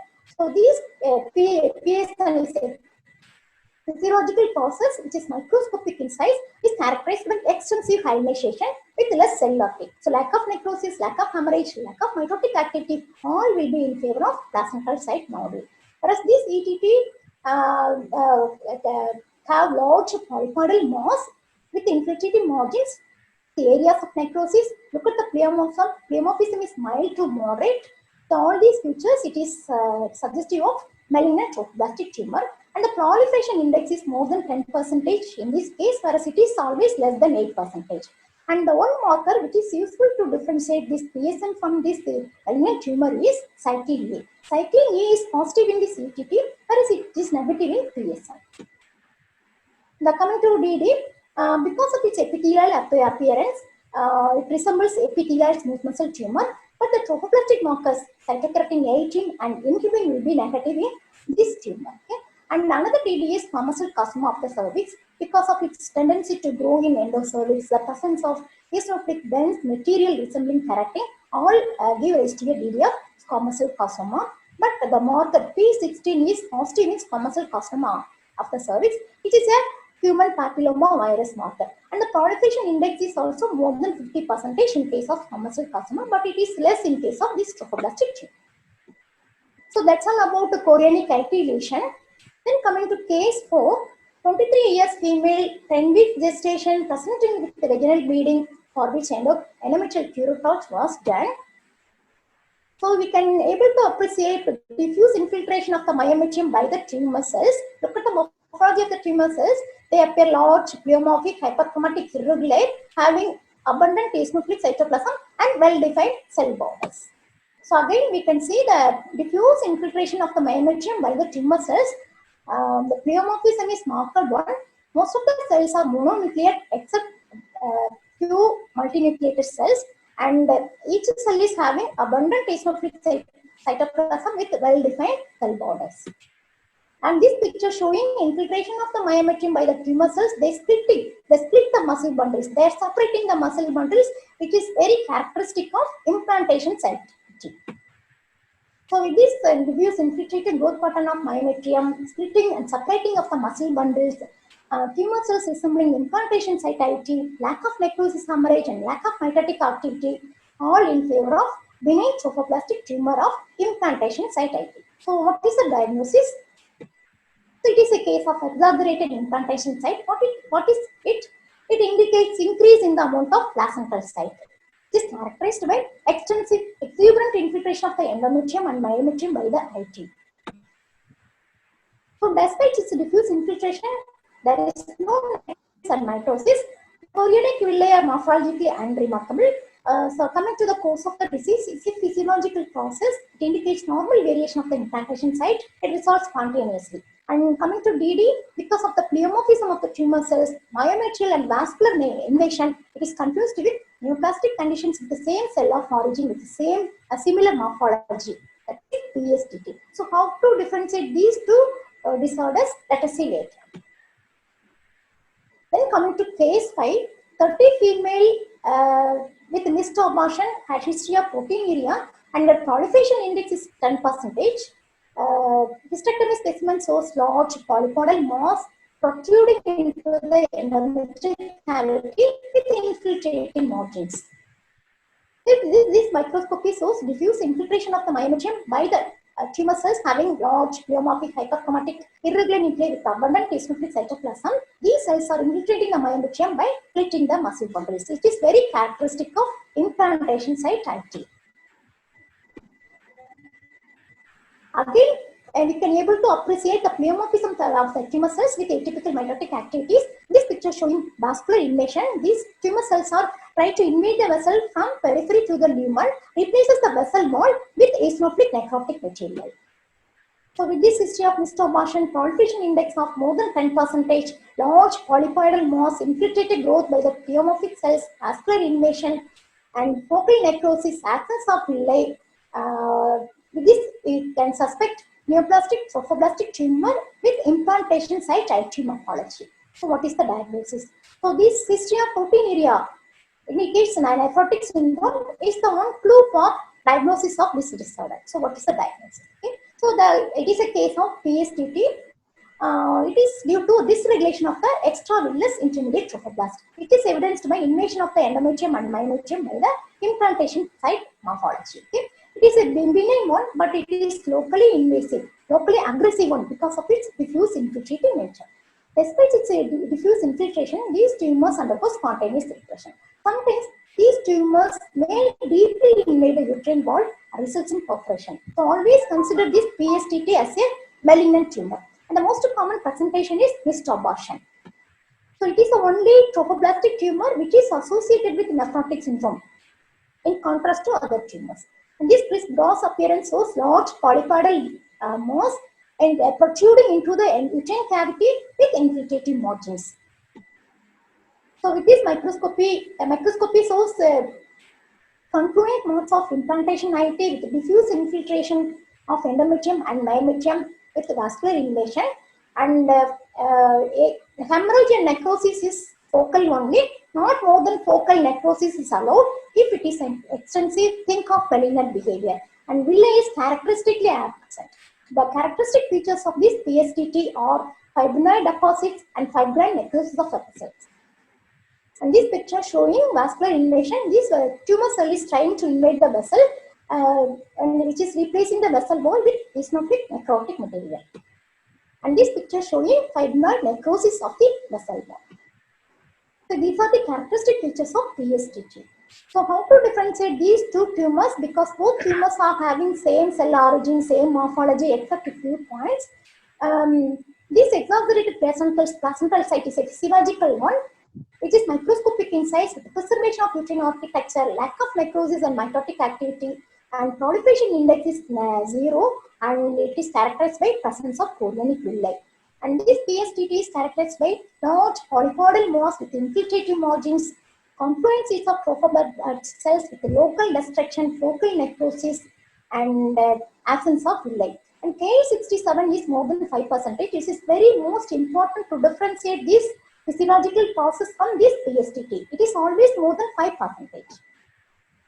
So coming to IHC of implantation site IT lesions, the specific and sensitive marker for this implantation IT is MELCAM, that is myeloma cell adhesion molecule. CD146 is positive in both conditions, but in the proliferation index is more than 5%. So the diagnosis of PSTT should be considered if it exceeds 5%. So coming to DD, choriocarcinoma comes under DD because of areas of necrosis and infiltrated growth pattern. But it is characterized by three populations: elevated HCG and diffuse and strong positivity for HCG, in contrast to PSTT. And we have to think of malignant behavior in PSTT if we have extensive areas of necrosis, more number of cells with clear cytoplasm, and high mitotic activity. So that's all about implantation IT. 5 more minutes. How many? Okay, madam. Case number 6. 40 female with irregular bleeding and discharge of bloody brown fluid with the previous history of molar pregnancy, long-term use of OCT, and her beta HCG is markedly elevated. With this, the clinical features are suggestive of malignant trophoblastic tumor. All these are associated with malignant change. So this picture showing large polypoidal circumscribed modes with pushing margins having variegated appearance. This picture shows diffuse infiltration of the myometrium by the trophoblastic cells. Here we can able to appreciate in-situ trophoblast, cytotrophoblast, and intermediate trophoblast. This picture showing striking cytological atypia with alternating layers of cytotrophoblast, in-situ trophoblast, and implantation IT with abundant eosinophilic cytoplasm. So with this history, these features of this is in favor of malignant trophoblastic picture. So what is the diagnosis? The diagnosis is choriocarcinoma. It arises from trophoblast of primitive blastocysts composed of 3 populations without the villi. It resembles primitive trophoblast. And this picture is showing comparison of primary choriocarcinoma in the uterus and the secondary deposits in the liver. This is solitary nodule, and this is multiple circumscribed hemorrhagic nodules in the liver. This picture showing trimorphic population with a sensitive trophoblast, and this picture showing central areas of necrosis and hemorrhage, which indicates rapid growth of the tumor. So coming to DD for choriocarcinoma, previous trophoblast, which resembles choriocarcinoma by having 3 populations, we have to differentiate, and complete modes also have extensive areas of trophoblastic proliferation with marker cytological atypia. So how to differentiate? So this picture showing previous trophoblast, blastocyst surrounded by the trophoblastic cells, but the pleomorphism is only mild, lack of necrosis, mitotic activity, lack of invasion, in contrast to choriocarcinoma. And again, another DD is PSTT. Because of the diffuse infiltration of the nature, PSTT comes under DD, but it is characterized by lack of trimorphic population. And if you see this picture with the splitting of muscle bundle, think of PSTT. And another DD is CTT. Because of necrosis comes under DD, but it is characterized by geographic necrosis with extensive calcification, but it is having monomorphic population of chorionic IT morphology. And sometimes in some cases of choriocarcinoma, sensitive trophoblast is indistinct, attenuated. It resembles poorly differentiated carcinoma. So we need extensive sampling, thorough sampling to look for numerous sensitive trophoblasts, and also we need to do assay to differentiate from poorly differentiated carcinoma. So coming to IHC approach to gestation trophoblastic tumors, if you are suspecting trophoblastic lesion, so do with these trophoblastic markers. If they are diffusely and strongly positive, it is confirmed as trophoblastic lesion. Again, you have to separate into whether it is implantation site lesion or chorionic IT lesion. So we have to do with P63 and HPL. If HPL is strongly and diffusely positive, think of implantation site IT lesion. Again, we have to differentiate from benign and malignant by doing proliferation index study. If the proliferation index study is negative or it is less than 1%, think of benign, whereas it is more than 10% in case of malignant tumors. And after confirmation of trophoblastic lesions, if P63 is diffusely and strongly positive, think of chorionic IT lesion. Again, we have to separate benign from malignant by doing proliferation index study. If it is less than 8%, think of benign, and if it is more than 12%, think of VTT. The one marker which is useful to differentiate benign from malignant is cyclin E, which is positive in malignant tumor and which is negative in PSN. Now it is the time for cognizance.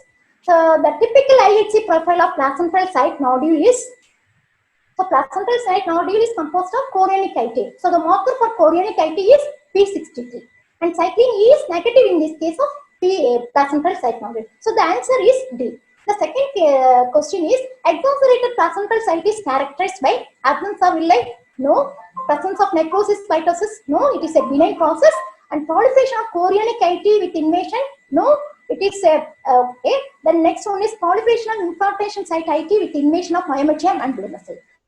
The answer is D. Then coming to third question, for characteristic histological features helpful in differentiating PSTT from other neoplasms are ability to replace and replace the endoscopical endometrial surface epithelium. No, this is characteristic of VTT. Invasion and replacement of the myometrial vessel wall. So this is the answer. Presence of distinct neoplastic components with triphasic population. It's case of choriocarcinoma. Presence of extensive geographic necrosis and expression of P63 is characteristic of ATT. So the answer is D. So coming to conclusion, trophoblast in complete mole always has cytological atypia.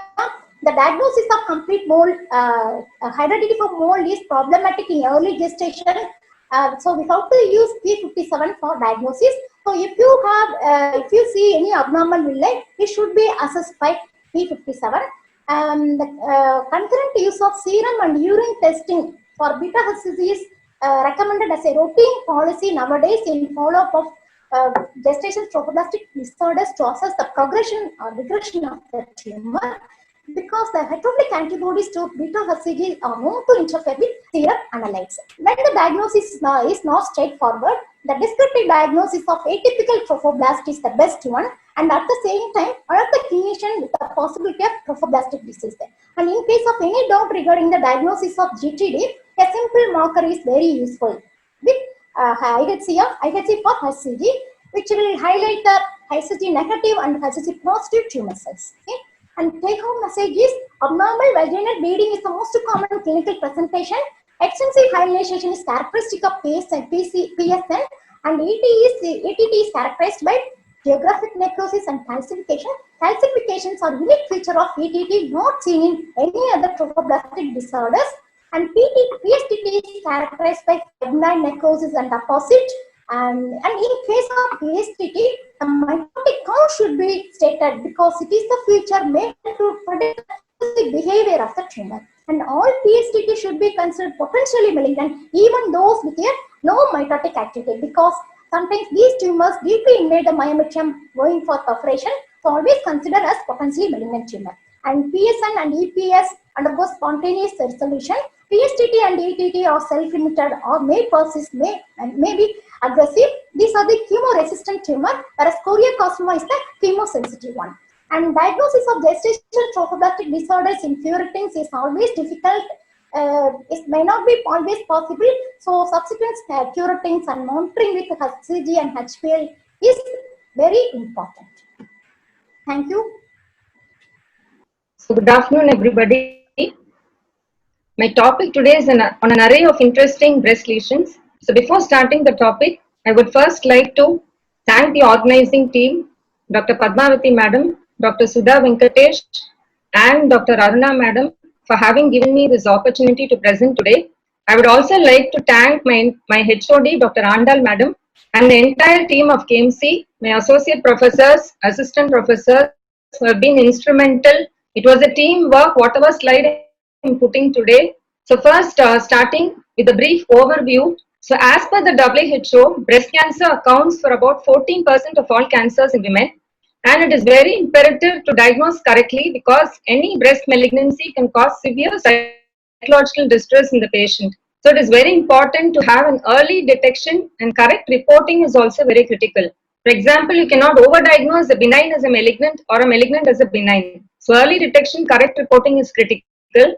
And the prognosis of these tumors usually depends on the staging and also a lot of predictive factors including size, grade, the hormone receptor status, age and recurrence.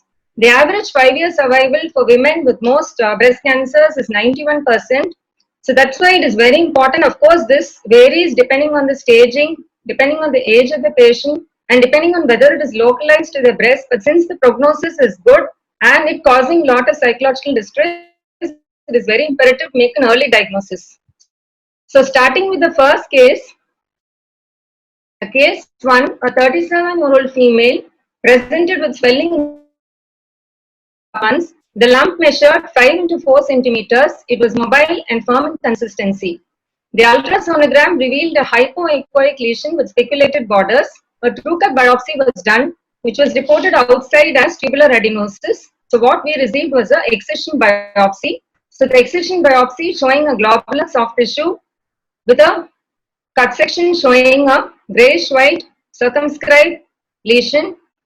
So this is the microscopic appearance where you're seeing a circumscribed neoplasm, where you're seeing numerous tubules and dilated ducts. There's a haphazard arrangement of the ducts, and with some tubules being dilated and some having a tubular pattern. So this is next showing the areas with the dilated tubules. Some areas showing epitheliosis, and in between, surrounding the tubules, you can see the myoepithelial cell proliferation. So this shows the apocrine metaplasia, and again to show the haphazard arrangement of the tubules. So with this, we did a P63, and this shows increased proliferation of the myoepithelial cells around the tubules.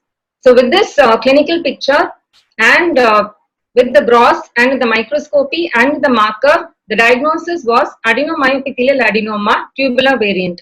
So coming to a short discussion, This adenomyoepithelial adenoma is a benign proliferative lesion which is characterized by hyperplasia in both the epithelial and myoepithelial cells. There will be mild nuclear atypia to rare mitosis. It can be seen in the salivary gland, skin, and parathyroid. You can have a lot of metaplasias like apocrine, sebaceous, chondroid, squamous. So this metaplasia is again, it forms a differential diagnosis. For example, if there's extensive chondroid metaplasia, we should think in terms of a pleomorphic adenoma. There are different variants like tubular, lobular, spindle. So again, based on the variants, the differential diagnosis will vary. For example, if it is spindle, it could be a fibromatosis. Our case is tubular, so tubular, there are a lot of other differential diagnoses. The myoepithelial cells in general could be polygonal, spindle, plasmacytoid, or clear. So these cells, you have to do a myoepithelial cell marker and it will show cytoplasmic positivity for smooth muscle actin and nuclear positivity for P63. So just a brief thing about the classification of benign breast disease. We can classify it into epithelial, myoepithelial, and fibroepithelial. So I will not be touching upon everything. Just the brief differential diagnosis, which is microglandular adenosis, tubular adenoma, sclerosing adenosis, fibroadenoma. All these form differential diagnosis for this lesion. So in the case of sclerosing adenosis, you will have compressed ducts, but it will be present in the center, and surrounding that you will have the dilated tubules. You will not have this much amount of myoepithelial hyperplasia. So this way you can differentiate it from a adenomyoepithelial adenoma. In the case of microglandular adenosis, which is a mimicker of malignancy, you have tubular glands which will infiltrate into the fibrous tissue and the fatty tissue, but the lining is usually single. You don't have a myoepithelial lining. So this way you can differentiate. Third, you can think of a radial scar, but in the case of a radial scar, you will have a central sclerotic area and the hapazo tubules will be all in the periphery, unlike adenomyoepithelial adenoma where the distribution is throughout the lesion.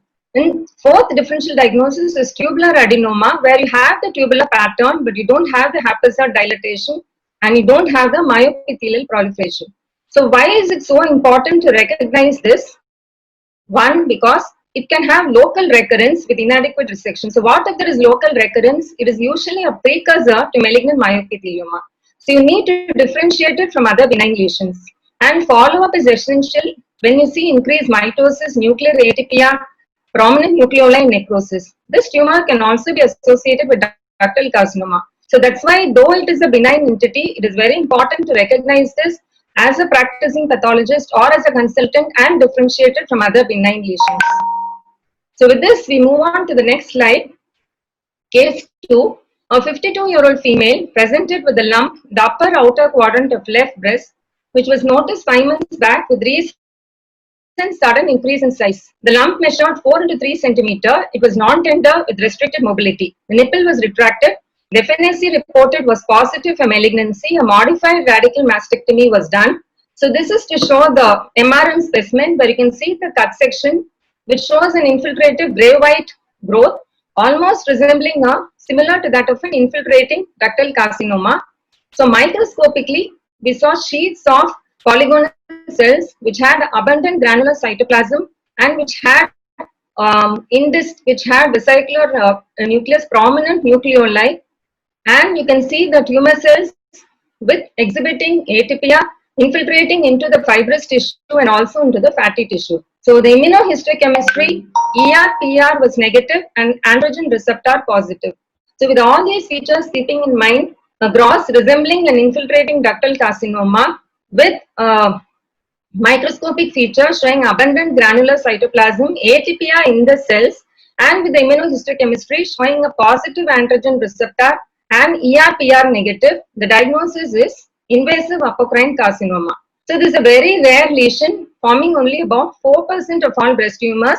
Age is usually elderly. Apocrine differentiation is seen in more than 90% of invasive breast carcinoma. Only then you use the terminology invasive apocrine. So it should be more than 90%.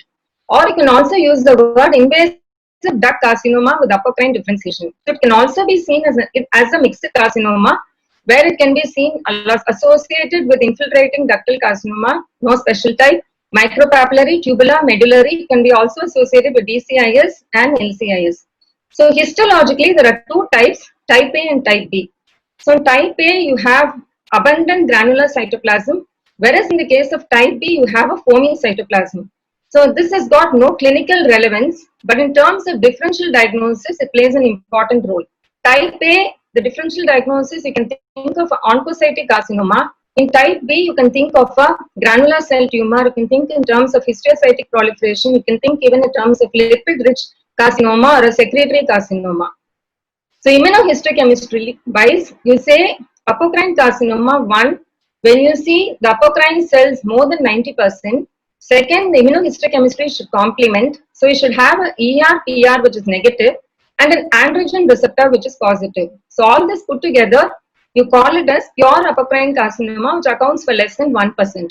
So this apocrine molecular signature, so what is this entity? You have an ER-PR which is negative, you have a HER2 positive, androgen receptor positive, GCDFP positive, which is a primary mammary, says it is a primary tumor, BCL2 negative, and you also have loss of PTEN and P53. So when you have this apocrine molecular signature, it is associated with a very poor prognosis. And it is also important when you have this HER2 and androgen receptor positivity, it helps in targeted therapy for the patient.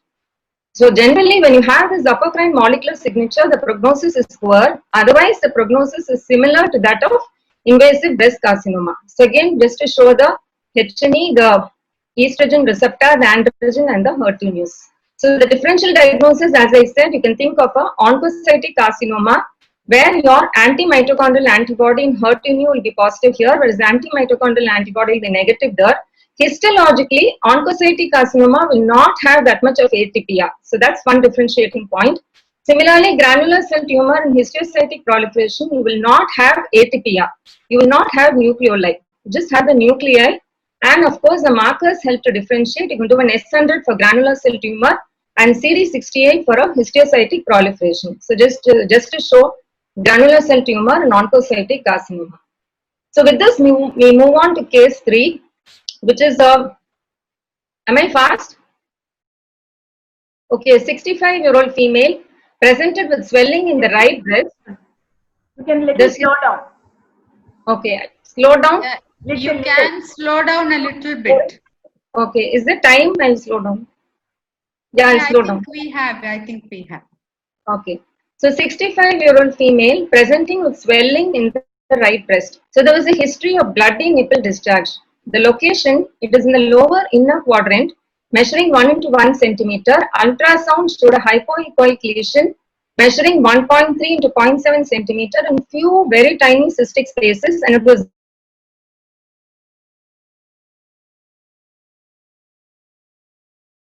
and few adipocytes.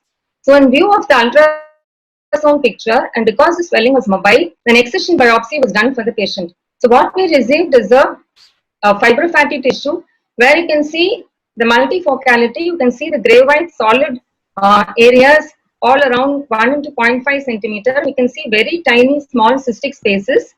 So microscopically, we saw a solid expansile neoplasm, and you can see the barely discernible fibrovascular core, which is covered over by the neoplastic cells. You don't have a heterogeneous population. You have a single population of neoplastic cells, so that is very important. And you have an inconspicuous fibrovascular core, which is a second important feature. So you can see again the inconspicuous fibrovascular core and the infiltration of the tumor into the stroma. So when we did a Ki67, it was very low. The ER-PR was positive and the chromogranin was negative. So again, the P63 we had done, this is the control on the left side. So the P63 at the level of the papillae and at the tumor stromal interface was negative. So keeping all this in mind, that is the solid lesion, the multifocality, and the inconspicuous fibrovascular core, the P63 which is negative. Of course, we did not have the neuroendocrine marker positive. The diagnosis was invasive solid variant of papillary carcinoma. So this is generally a tumor where you have closely opposed expansile cellular nodules with fibrovascular core which can be inconspicuous. Generally, neuroendocrine differentiation is frequent, and you can have the invasive growth pattern which may have mucinous and neuroendocrine features. So again, here the invasive component is important. That is, the prognosis again depends on the invasive component. So it is very important to mention in the report whether the invasive component is ductal, lobular, neuroendocrine. So you have to mention what is the invasive component. So I will be discussing case 3 and 4 together. So 60-year-old female, case 4, presented with a lump in the left breast, subareolar lesion measuring around 3 into 2 centimeter. There was no bloody discharge from the nipple. FNAC reported as proliferative breast disease, probably papillary lesion. Through-cut biopsy was given as invasive papillary carcinoma. What we received was a modified radical mastectomy with axillary lymphadenectomy. So this is again to show the modified radical mastectomy specimen. The cut section showing the intracystic tumor, which is fleshy white, and it is friable, and you can see the neoplastic tissue extending beyond the cystic area into the fatty tissue. So again, you can see the extension of the neoplastic tissue. So microscopically, we saw slender fibrovascular core, and surrounding that you have the neoplastic cells. Again, a uniform population, not heterogeneous, and you can see the alignment of the nucleus, which is perpendicular to the fibrovascular core. The perpendicular alignment, there is very minimal nuclear atypia, but there is some degree of nuclear atypia, the infiltration into the stroma. So an ER was positive, HER2 was negative, and Ki67 showed around 20%. So with all this diagnosis, the invasive papillary carcinoma was reported. So just the WHO classification of breast tumors, you have epithelial and papillary lesions. Under epithelial, you have invasive breast carcinoma, the invasive micropapillary and invasive papillary carcinoma, which we'll be discussing. And under papillary lesions, we have the papilloma, encapsulated and solid. So encapsulated and solid is a very close differential diagnosis. In fact, there is a lot of overlap between the two lesions. So both you can have a in situ component and an invasion component. So in the case of intraductal papilloma, it will present as a single or multiple lesion where you will have dense fibrous stroma. So you will have a broader papillae, and you will have a heterogeneous population of cells where you have basal myoepithelial cells, and you will have the basal and the myoepithelial cells present. And when you do a P63, you will see the myoepithelial cells around the papillae and also around the stromal papilloid interface. So you can see in both the areas, you can see the P63. In the case of next differential diagnosis, intraductal papillary carcinoma. So this is again a multiple lesion. You will have same slender rods, and you will have a single population of neoplastic cells. The grading may vary, but when you do the marker, but when you do the P63 marker, you will see that the marker is present only along the neoplastic cell papillary tumor interface border. You will not see it surrounding the papillae. So that is one important point. So you can see atypia unlike intraductal papilloma. The next, encapsulated and solid papillary carcinoma. So in the case of encapsulated carcinoma, you will see a well-defined fibrous capsule. In solid papillary, you may see, but it won't be very well defined. In the case of encapsulated, you will see fibrovascular core, which is more prominent. In the case of solid papillary, it will be very, and considering the gross also, in encapsulated, you will have mainly cystic lesion. In the case of solid papillary, usually it will be multiple and solid. But of course, in the case of solid papillary carcinoma, many times it can express neuroendocrine or it can express mucinous differentiation. But that is not a must. It may be associated. So the prognosis usually, if it is intraductal papillary carcinoma or if it is an in situ of solid or encapsulated variant of papillary carcinoma, it has got a favorable outcome. If it is an invasive tumor, then the prognosis depends on the invasive. In the case of solid invasive papillary carcinoma, the prognosis depends on the tumor grading and staging. Usually, all these papillary lesions are node negative. Micropapillary carcinoma, which does not have a fibrovascular core, and cells which form the tufting. So these tumors have got a very micropapillary, and it is different from all other tumors because it is usually node positive and usually invasion. So when we see a micropapillary carcinoma, we should look for angioinvasion because very commonly.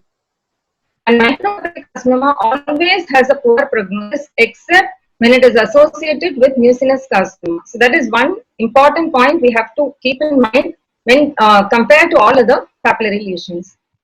So with this, I just completed the papillary lesion. Now case number 5, a 44-year-old female had a lump measuring 3.5 into 3 centimeter, just sent us fibroadenoma. It was just a routine incidental finding where you can see the gross almost resembling a normal breast, gray white lesion, and microscopically you can see the hyalinized collagen, and in between that you can see small cleft-like spaces which are lined by spindle-shaped cells. So again you can see the cleft-like spaces, the duct, the spindle-shaped cells, and you can, if you closely observe, you can see the spindle-shaped cells inside the cleft does not have any RBCs and there is no ATPR. So CD34 was done and it shows the myofibroblast component was positive, so the spindle cell exhibited positivity. So with this, the diagnosis is pseudoangiomatous stromal hyperplasia. So this is pseudoangiomatous. I just thought of presenting this only because you should not miss it. It can come as it can be associated sometimes even with mammary hamartoma. It can come along with fibroadenoma. Sometimes if it is there, even a surgery is not essential for the patient. It is a benign proliferative mesenchymal lesion, usually incidental, where the myofibroblast will proliferate and simulate a vascular lesion. So that is one of the other reasons why I wanted to present this slide. So this entity should not be mistaken for a angiosarcoma. And it is usually seen in the premenopausal age group, postmenopausal, and patients on OC pills. So here there is an aberrant response to estrogen progesterone. So usually if you do an immunohistochemistry, CD34 will be positive and estrogen progesterone receptor will be positive, but it will be negative for the vascular markers. So the main differential diagnosis you should not confuse with low-grade angiosarcoma. In the case of angiosarcoma, you have the endothelial cells which may exhibit mild atypia. You will have RBCs inside, and when you do a marker, CD31 will be positive. Of course, myofibroblastoma is also a close differential diagnosis because here also you have the hyalinized collagen. Sometimes you need an androgen receptor to differentiate the both. Fibromatosis is also another differential diagnosis where again you will not see the clefting. When you have a confusion, you can go ahead and do a beta catenin. And sometimes this entity can be associated with hamartoma where you have adipose tissue present inside, and it can also be associated with the juvenile fibroadenoma. So next case, case number 6. Do I have time? I have time. How many cases more? How many more cases do you have? Two more. One is very Okay. yeah. Okay. Case Yeah. 6, 34-year-old type 1 diabetes presented with bilateral breast mass. So that's why the important history taking. So the history is a middle age, type 1 diabetes, bilateral breast mass. On examination, subareolar lump is seeing 2 into 2 centimeter left side, the other 1 into 1 centimeter. The lump was mobile, non-tender. So what we received was an excision biopsy specimen. We received two lesions, both which was glistening, gray white, and microscopically we saw there were numerous lymphocytes which were present around the, so the slide is not very good, around the lobules, around the ducts, and you can see a lot of hyalinized collagen present in between the lobules.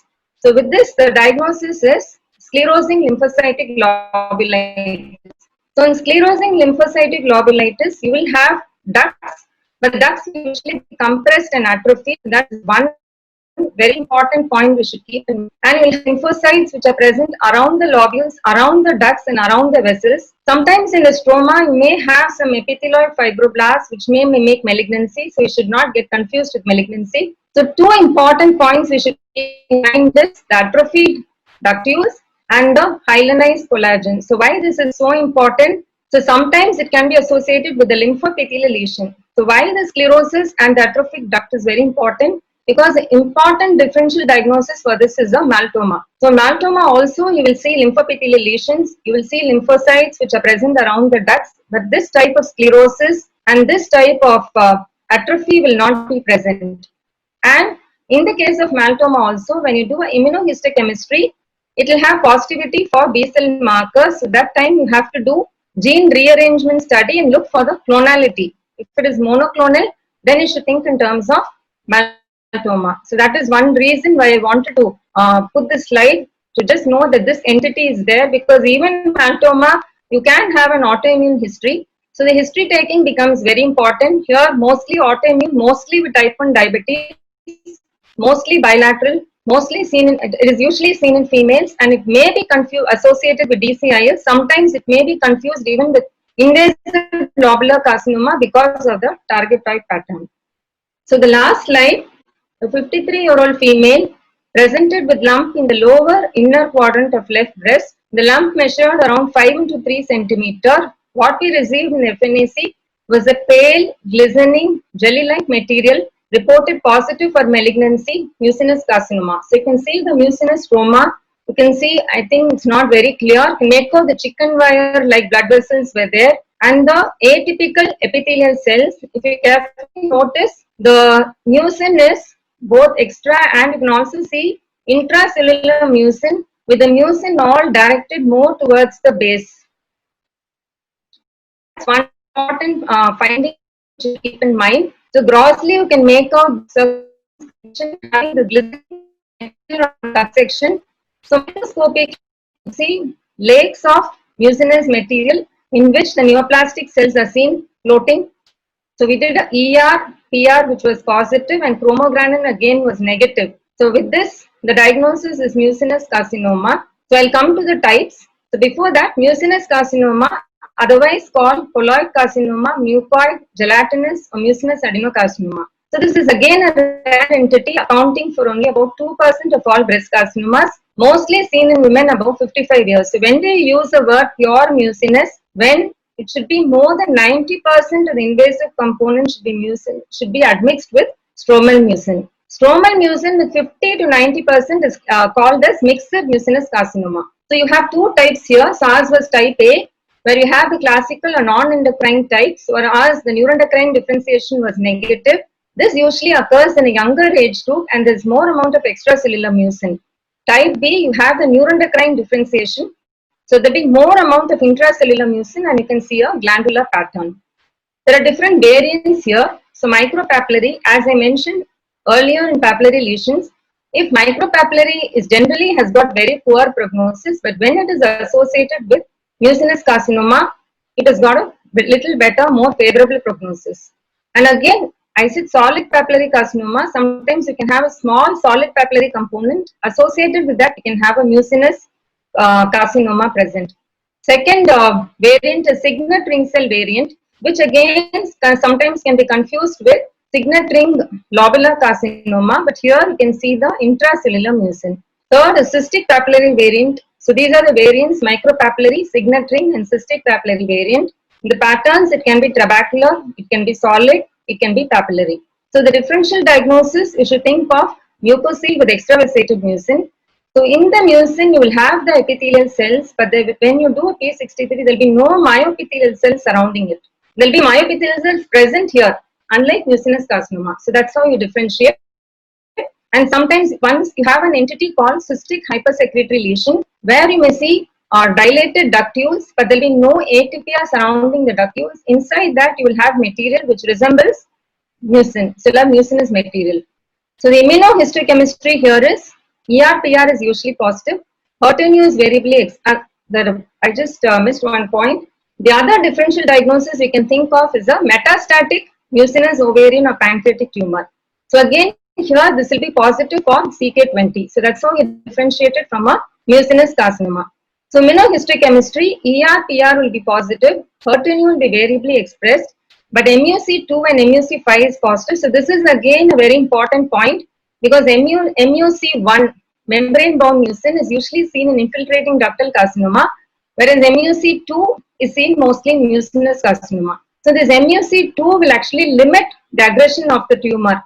So that is why in MUC, when you have MUC2 is positive in mucinous carcinoma, and that is why mucinous carcinoma has got a more favorable prognosis compared with IDC having a mucinous component, because there you have mostly MUC1. So the prognosis, pure mucinous carcinoma usually carries a better prognosis than the mixed type. So with this, my take home message is a good clinical history, because we saw from the various slides, for example, slides saying type 1 diabetes, so the history was important there. And then correlation with the radiographic finding, how your BRACs 2 in your radiography helped in just going only for an excision biopsy. Second, the histopathological and immunohistochemistry, as in the case of apocrine carcinomas, is vital to clinch the right diagnosis. Thanks. Thank you. Good evening, one and all. I must very much thankful to the organizing team of TAPCON 20, to Madam Padmavati, and I'm thankful for the Department of Pathology who has helped me in preparing these slides. My colleagues and PGs and HOD, I am thanking special thanks to my HOD. Now I am presenting 5 interesting different cases in this forum. I move on to case number. So the case number 1 is a 37 years old lady who complains of headache for the past 10 days, and she has history of a slurring of speech. So the MRI picture shows there is an enhancing mass lesion in the ventricles, enhancing mass lesion which is occupying almost the ventricles. So grossly we received multiple pieces of grey white tumor mass which is together measuring 1.5 into 1 centimeter, which is soft and firm in consistency. So this is the scanner view, shows a monotonous, that is monomorphic sheets of tumor neuronal cells. In another picture, it is the tumor margin is well demarcated. There is a sheets of monotonic sheets of tumor nests of cells. Here the high power view shows a neuronal cells which are round cells with regular nuclei. They are arranged in sheets. The background show one pinkish appearance. So the tumor cells are embedded in a matrix of nuclear free fine neuropil. This is another high power view, shows some perinuclear arcs like an oligodendroglioma. This is another picture, high power view, shows a monomorphic tumor cells with a clear perinuclear half. So with this we had a diagnosis of central neurocytoma, ependymoma and oligodendroglioma. These are all the differential diagnoses we made. So we have done the immunohistochemistry, synaptophysin Ka67. This synaptophysin, their tumor cells are constantly expressed by the synaptophysin, including their processes. This Ka67 was negative. This new N, these marker shows are diffusely expressed in all the tumor cells. So with this we arrived at diagnosis of central neurocytoma. So central neurocytoma is a grade 2 WHO tumor. It comes under the neuronal and mixed neuronal glial tumors. So the central neurocytoma, it is an uncommon intraventricular neoplasm. It is composed of uniform round cells with a neuronal immunophenotype and a low proliferation index. The age group is 20 to 40 years. It is equally distributed. Sex distribution is equal. The incidence is about 0.25 to 0.5. So clinically, there is an increased intracranial pressure. The site of tumor location is supradentorial, especially in the lateral and the third ventricles. The cell of origin for this tumor is the nuclei of septum pellucidum. So we have to differentiate from ependymoma and oligodendroglioma. So the EMA and GFAP will be positive in the oligodendroglioma and ependymoma. So the prognosis depends upon the degree of resection of the tumor cells. So the tumor has to be excised totally so that the recurrence should be corrected. So I move on to the second case. This is the 45-year-old female who is clinically diagnosed as carcinoma ovary, and they have done a staging laparotomy. So this is the specimen we received. The specimen is an ovarian mass which is measuring 10.5 into 10 into 9 centimeter. The external surface is smooth and bosselated, and the cut surface shows some cystic and solid areas. The cystic areas are filled with a solidified material, solidified mucinous material, and there is a tan yellow fleshy areas also you can see. So the cut surface is the multiloculated cystic and solid areas. The cystic areas is filled with a solidified mucous material, and the solid area is grayish white and friable with tan yellow fleshy areas. So this is the low power view showing some glandular structure and the spindle cell biphasic component.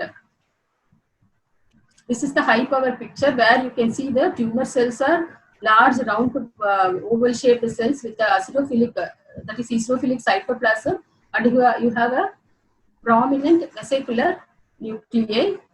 They have some nuclear stratification. They are arranged in glandular and papillary pattern. So this is another picture shows some many multinucleated giant cells, and you have a mitosis there, and there is a spindle cell component here. So this is another high power view shows bizarre cells with a atypical vesicular nuclei, and there is a mitosis. There are plump spindle cells with irregular large nuclei. So with this we arrive at a diagnosis of carcinosarcoma ovary. By WHO classification comes under malignant mixed Mullerian tumor, that is mixed epithelial and mesenchymal tumor.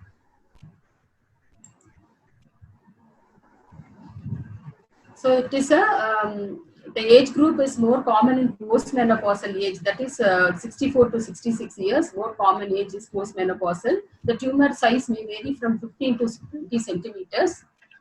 So grossly, these tumors are soft, firm, yellow to brown. They are solid and often exhibiting hemorrhage and necrosis with the cystic degeneration. Hemorrhage and necrosis is a striking feature of the carcinosarcoma. So microscopically, they have a biphasic component, which is intimately admixture of the malignant epithelial and the stromal elements. The malignant epithelial element is high grade. Can be of serous endometrioid carcinoma type, endometrioid carcinoma, but can be of any other surface epithelial types of tumor, ovarian tumor. So the mesenchymal component may have a feature of fibrosarcoma, leiomyosarcoma, endometrioid stromal sarcoma, or non-specific stromal sarcoma, or rhabdomyosarcoma, chondrosarcoma, or osteosarcoma. The stromal component usually contains sheets of hyperchromatic cells. They are rounded to spindle-shaped cells with a marked nuclear atypia and high mitotic index. So this is the heterologous element where you can see the cartilage, osteoid, and the rhabdomyoblast differentiation. So the intracellular and extracellular hyaline droplets you can see which are PAS positive in sarcomatous as well as sometimes in the carcinomatous component also. So the differential diagnosis is immature teratoma and Sertoli leading cell tumor. So the immature teratoma, there is a heterologous TMT. They are never found in women older than 50 years. It contains elements derived from all the three germ cell layers. They lack malignant Mullerian type of component. So here the microscopic picture, you can see a primitive neuroectodermal component. These are all the tubular-like structure with the blastemal-like cells.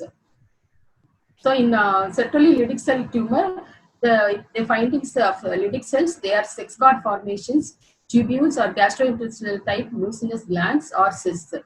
Homologous Sertoli cell Leydig cell tumors, epithelial component that resemble Mullerian type carcinoma but occurs in a younger age group than TMT.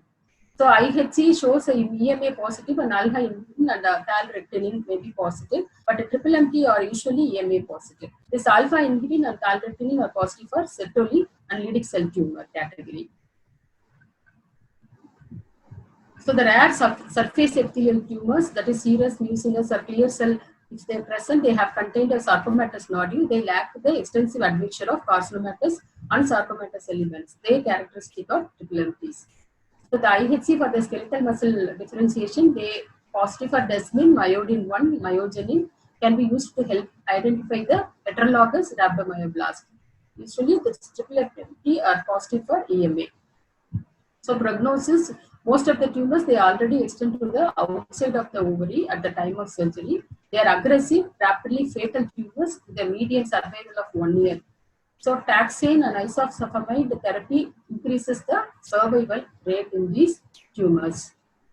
So I move on to next third case, which is a conjunctival swelling in a 70-year-old male. So this is the clinical picture, shows a mass in the conjunctiva, which is in the junction between cornea and the conjunctiva. We received a soft tissue measuring 0.5 centimeters in diameter. So low power view, there is a lining stratified squamous epithelium of the conjunctiva with ulceration, which is focally replaced by the tumor cells.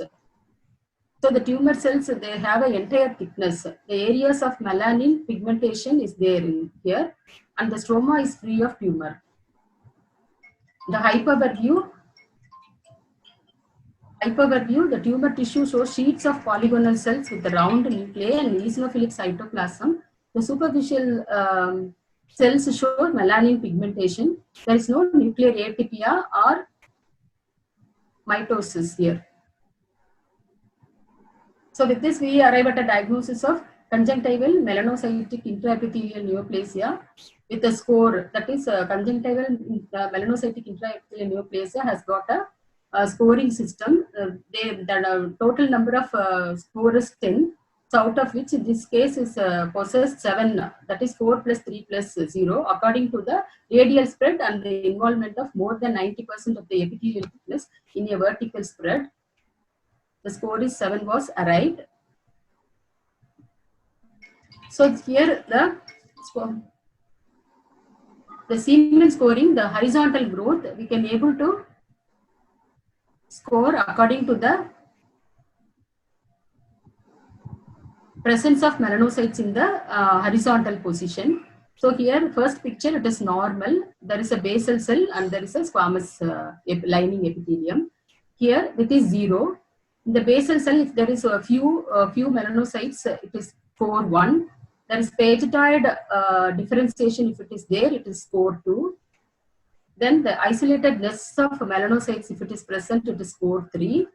And the confluent nests, if it is present, it is score 4. So this is horizontal spread.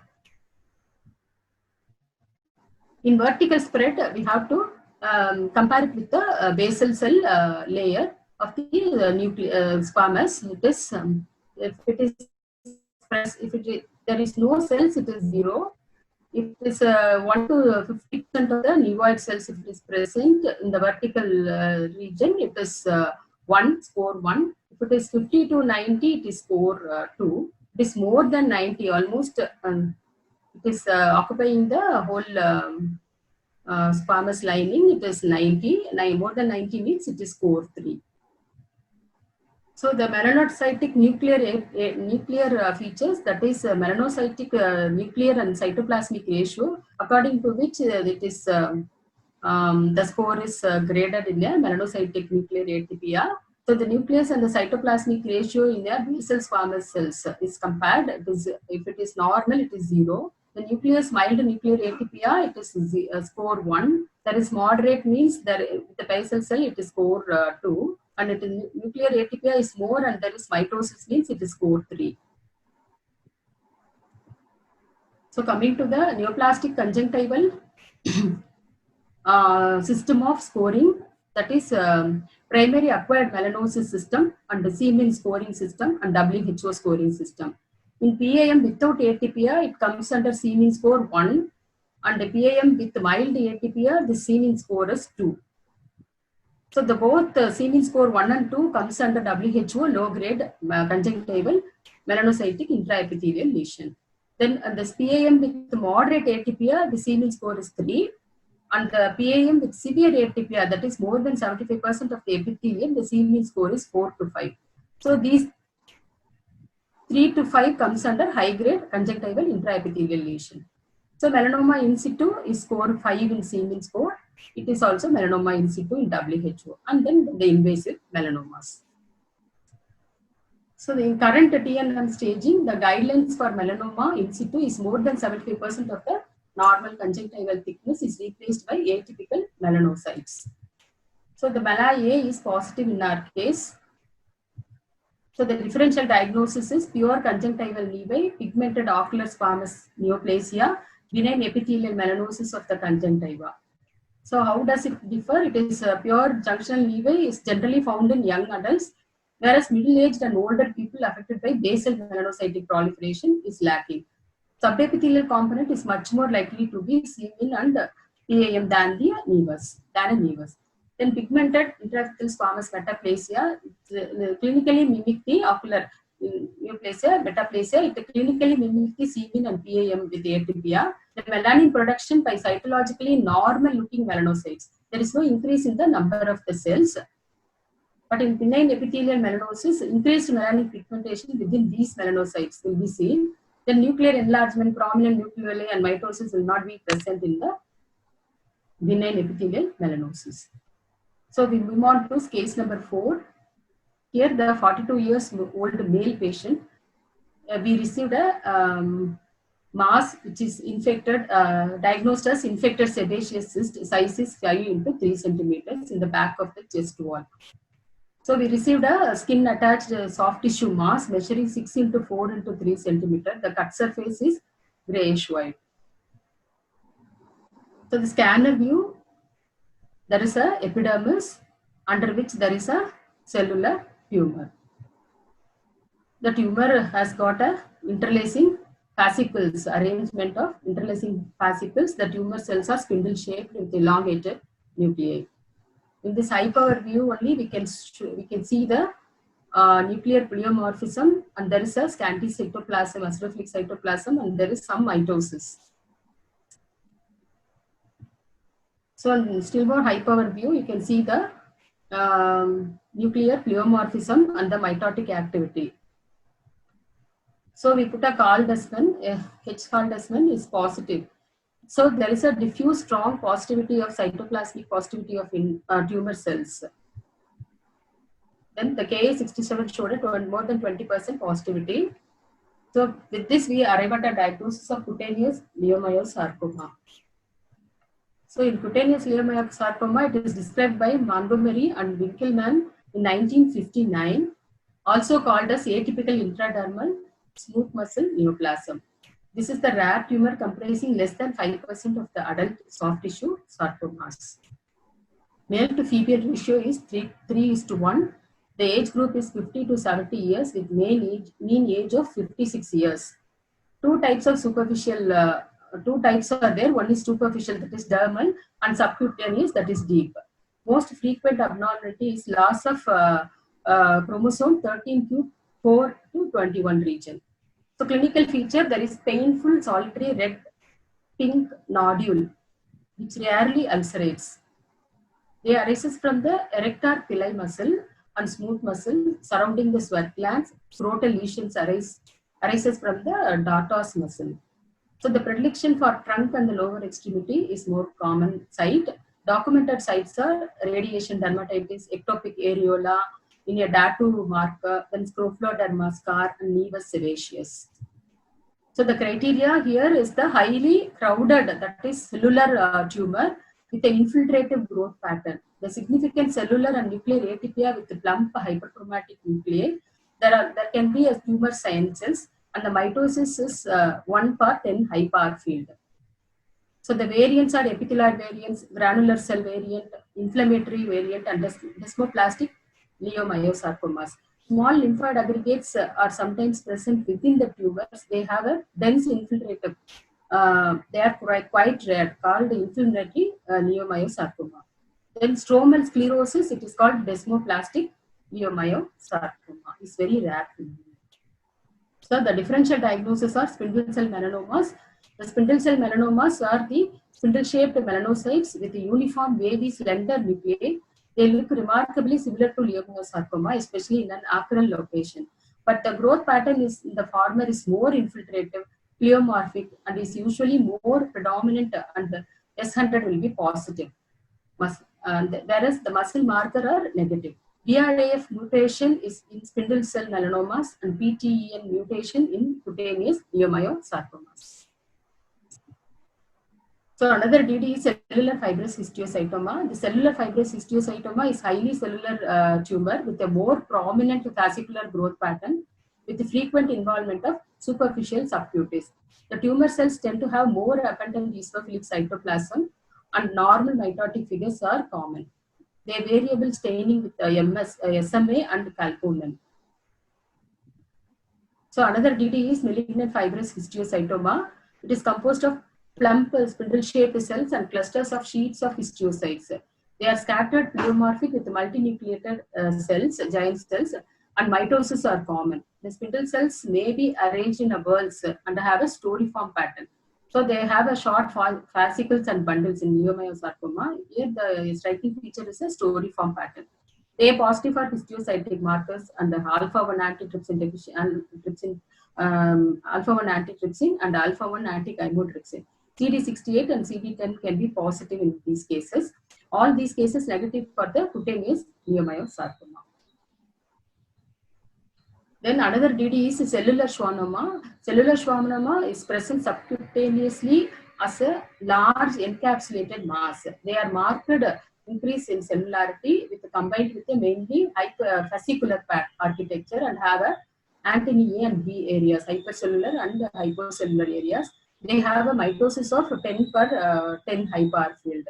Distinction from smooth muscle tumors is readily afforded by S100 positivity. So this another DD is metastatic leiomyosarcoma. It is present as a dermal nodule showing a nuclear pleomorphism and mitotic activity. Increased mitotic activity. The clinical pathological correlation is essential to establish the correct diagnosis.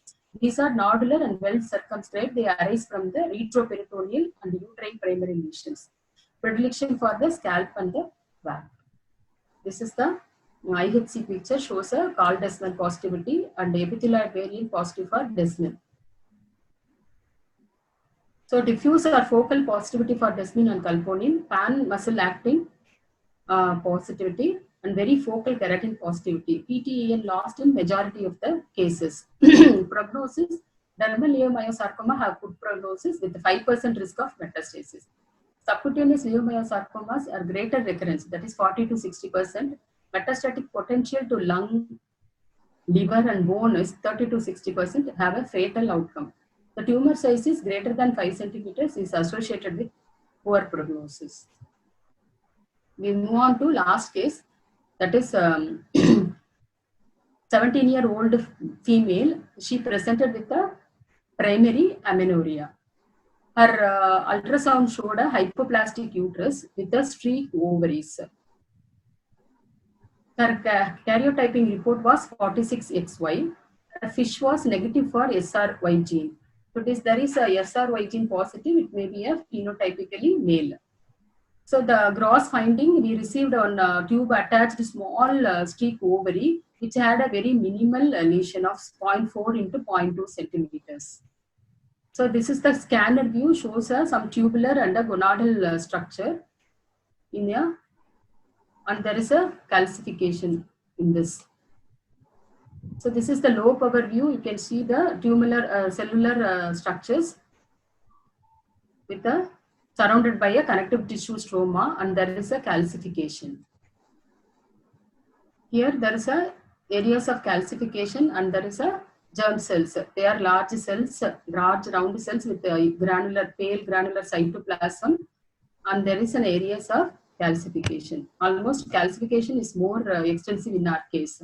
So there is a calcification and there is a foci of extensive areas of calcification and there is a foci of germ cells. So with this, we can arrive at we concluded that it is a gonadoblastoma.